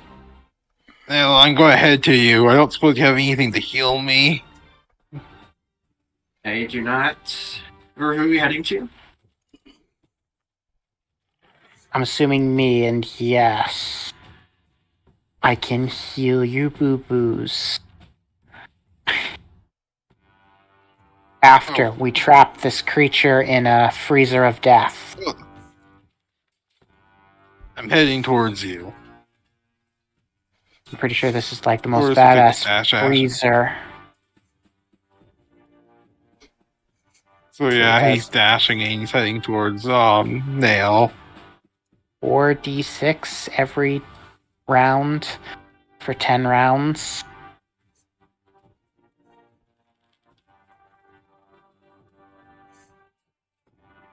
Okay, what are you doing? He hasn't done anything yet.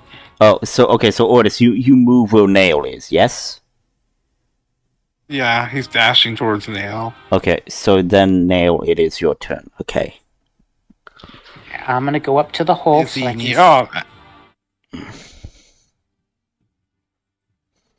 was gonna say, does scores make it to Nail? Yes, you do. 'Cause he's Probably. dashing. Probably. Oh. Yeah, here, why don't you summon your, Echo. You keep Echo forgetting in about the Echo. hole. Yeah. The thing that can't Yeah, be I'll killed, summon even it. summon your Echo in the hole. Yeah, I'll summon it when I get... Okay, yeah, I'll put it in the hole. Because it Yeah. is a bonus action.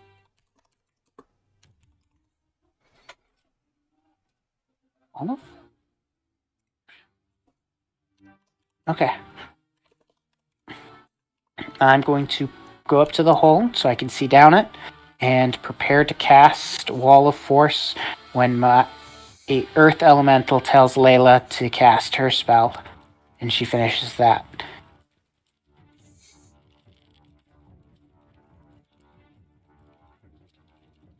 Okay, My so spell blocks line of sight. okay, so you are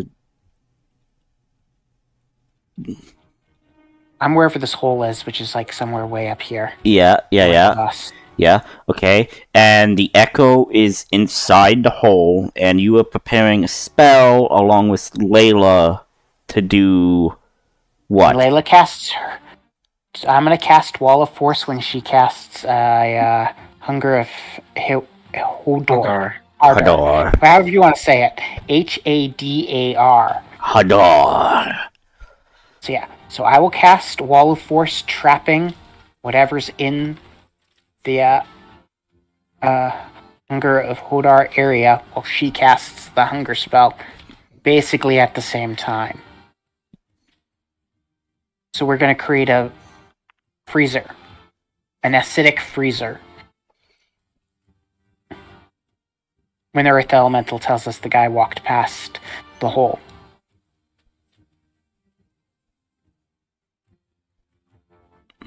Okay.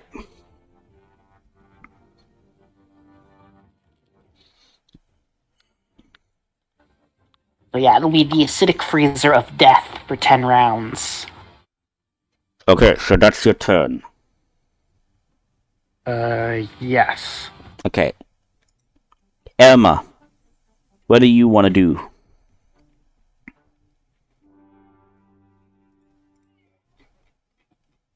I would say after this segment of combat, we can end it.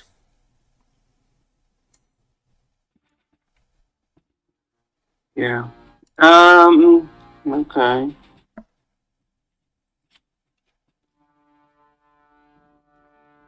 Why don't we...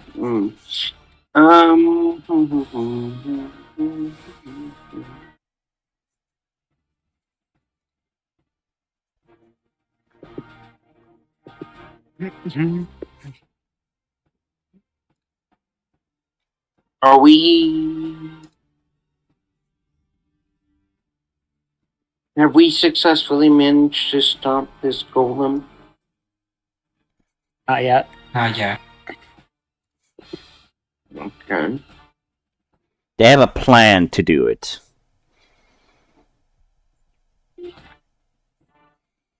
Can I try and ping it?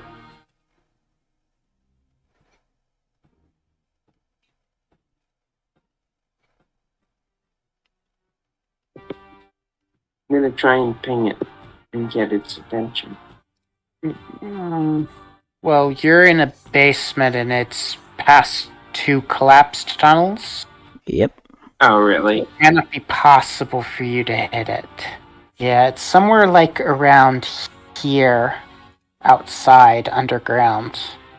Yep. Oh. Well, I don't see much of the point to staying down here in this basement, so I'll go upstairs then.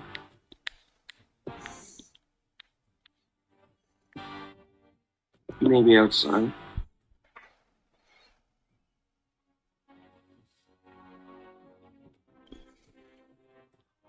Probably dash to get there.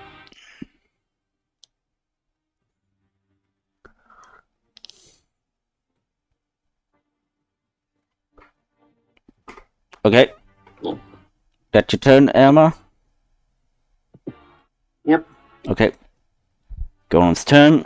Golem is still moving forward, and yes, Adrian, you do get your attack of opportunity. Okay. One-handed. So D8.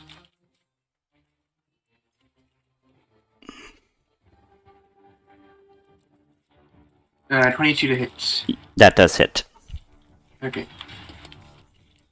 I deal 14 damage to it.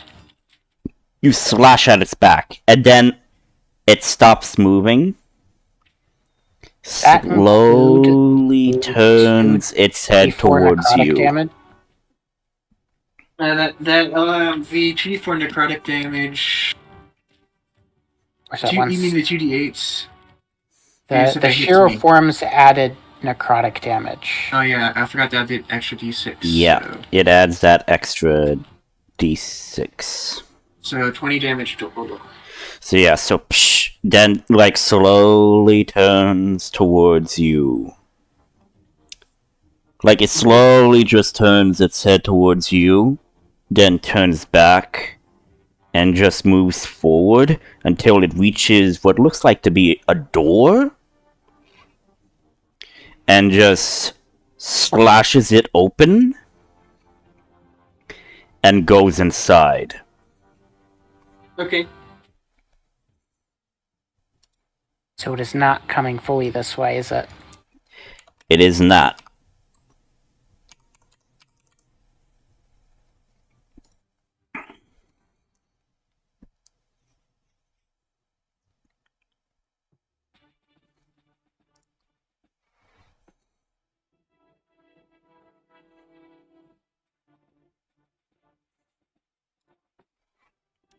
Hang on. Okay, there we go.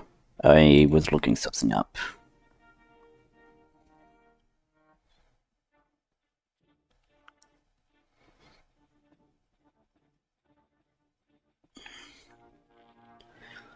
Okay.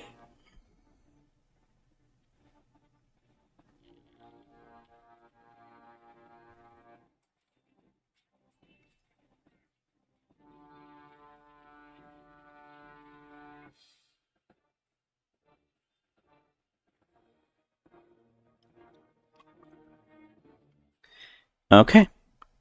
No. Okay, just saying. And as soon as it enters, and just for a moment, after like say a couple of seconds, Adrian, from your perspective, from the door that you see it entered, you then see what you see to be strange, arcane, magical glow emanating from the room. Okay. Layla, your turn. It's not coming. So at this point, do we figure it's not coming? I would say Adrian would tell you this. Yeah, I will tell you that then. Well, I'll at least try to chase down the other guy. Gonna speed things up by casting flight on myself and flying down the hole through the tunnel. Which gives me a speed of 60 feet. Okay.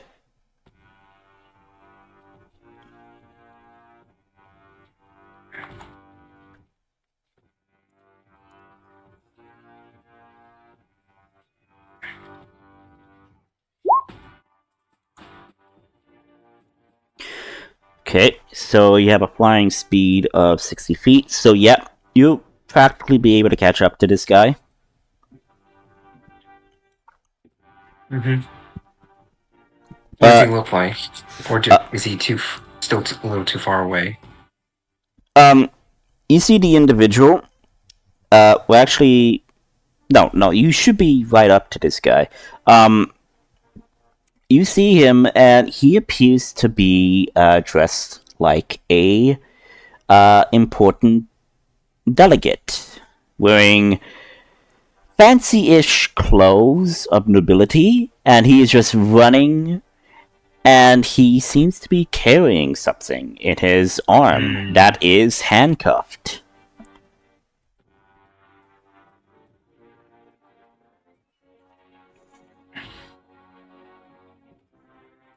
Alright, end of turn. It's elemental.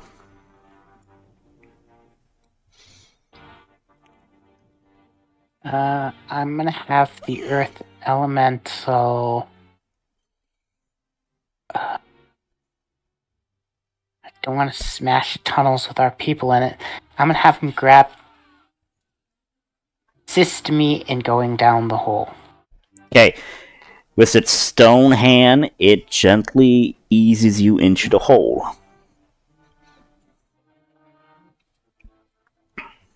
And that's its How turn. big is the hole? Giant, gigant, a gargantuan fist-sized hole. God, that sounds dirty. Adrian, it's your turn. Okay, Adrian will follow the construct. Okay, you go to where the door is. Yeah. Where the magical lights are happening.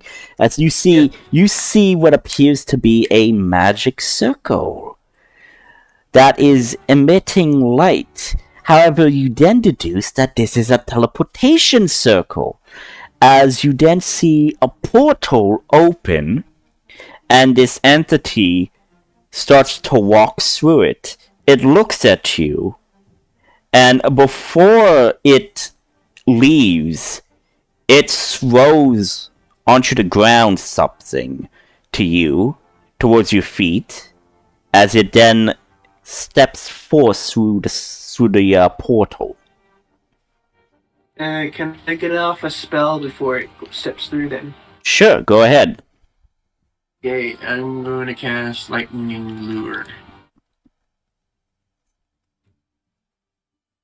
Right. Has to make a DC 19 saving throw. Strength, I think? Strength save? Yep. Okay.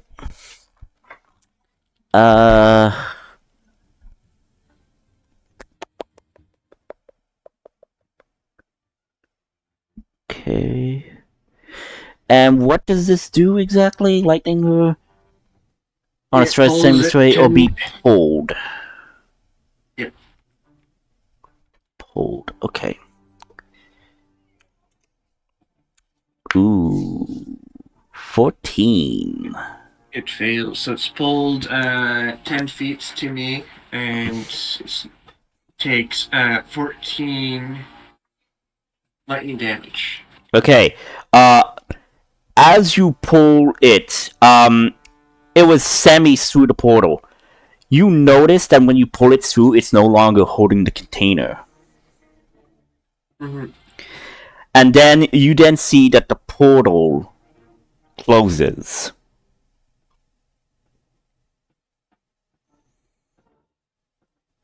And this entity just looks at you. You can't tell whether or not it's angry, sad, or whatever. You can't tell anything. Mm-hmm. Is that your turn? Bonus action. As a bonus action, he will cast Spiritual Weapon Okay. and attack it with that at 5th level. I do believe your spiritual weapon is part of your warlock thing. Yeah, my Warlock subclass.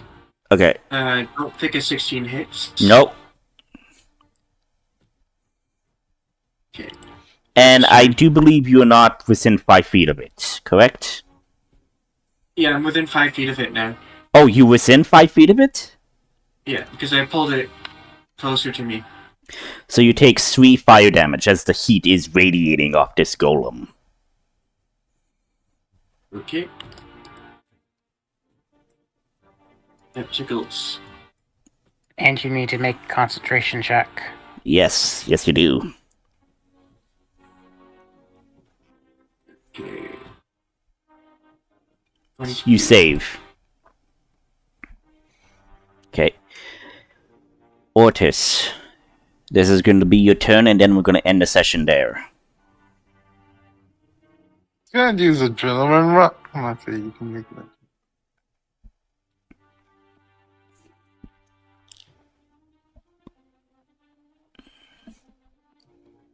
I'm going to use adrenaline rush. Because I'm going to go that I'm going to slide down the best I can, down the hole, and run it. Run towards where Layla is going, or where Adrian is? Where Layla is going. Okay. Copy that. And that's the end of your turn, correct? It's considered. I can do the dash action as the bonus action. Okay. It depends. So do I Does make he it to get the close enough for him to punch him? Yeah. I also get some temporary hit points. Okay. Yeah, you get 3 No, wait. 4. 4 temporary hit points. But did you get close Yeah. enough to punch the guy in the face? That is the question. He is within melee range to hit the guy, yes. I'm gonna aim for the legs. Okay, with your Sun Axe. Go ahead. Chop off his leg. Yeah, you chop off his legs. Well, you chop off a leg. Semi-chop off a leg. So yeah, he's now on the ground, gasping and like trying desperately to get away. Orgus is ticked off. Oh, Grabs the shit. guy by the neck. Grabs him by the neck and just like, Swaddles him. are you? Yeah, it's like, who are you? Dying. Is that going to be the Okay. end of your turn? Yeah. Okay. At the end of your turn, this golem entity, agent, you see it just take its sword and prise open its chest and sinks the blade into what appears to be its molten core. You then see that the fire begins to burn brighter and brighter and brighter, and you are sensing danger from it. I need you to make a dexterity 20 saving throw. Adrian's getting blown up. Yes. Wow. Oh, As I said, Adrian's getting blown up. I'm gonna use a luck point. So... yeah, you can use a luck point. 17. Okay, that's a bit better. That's a bit better. That's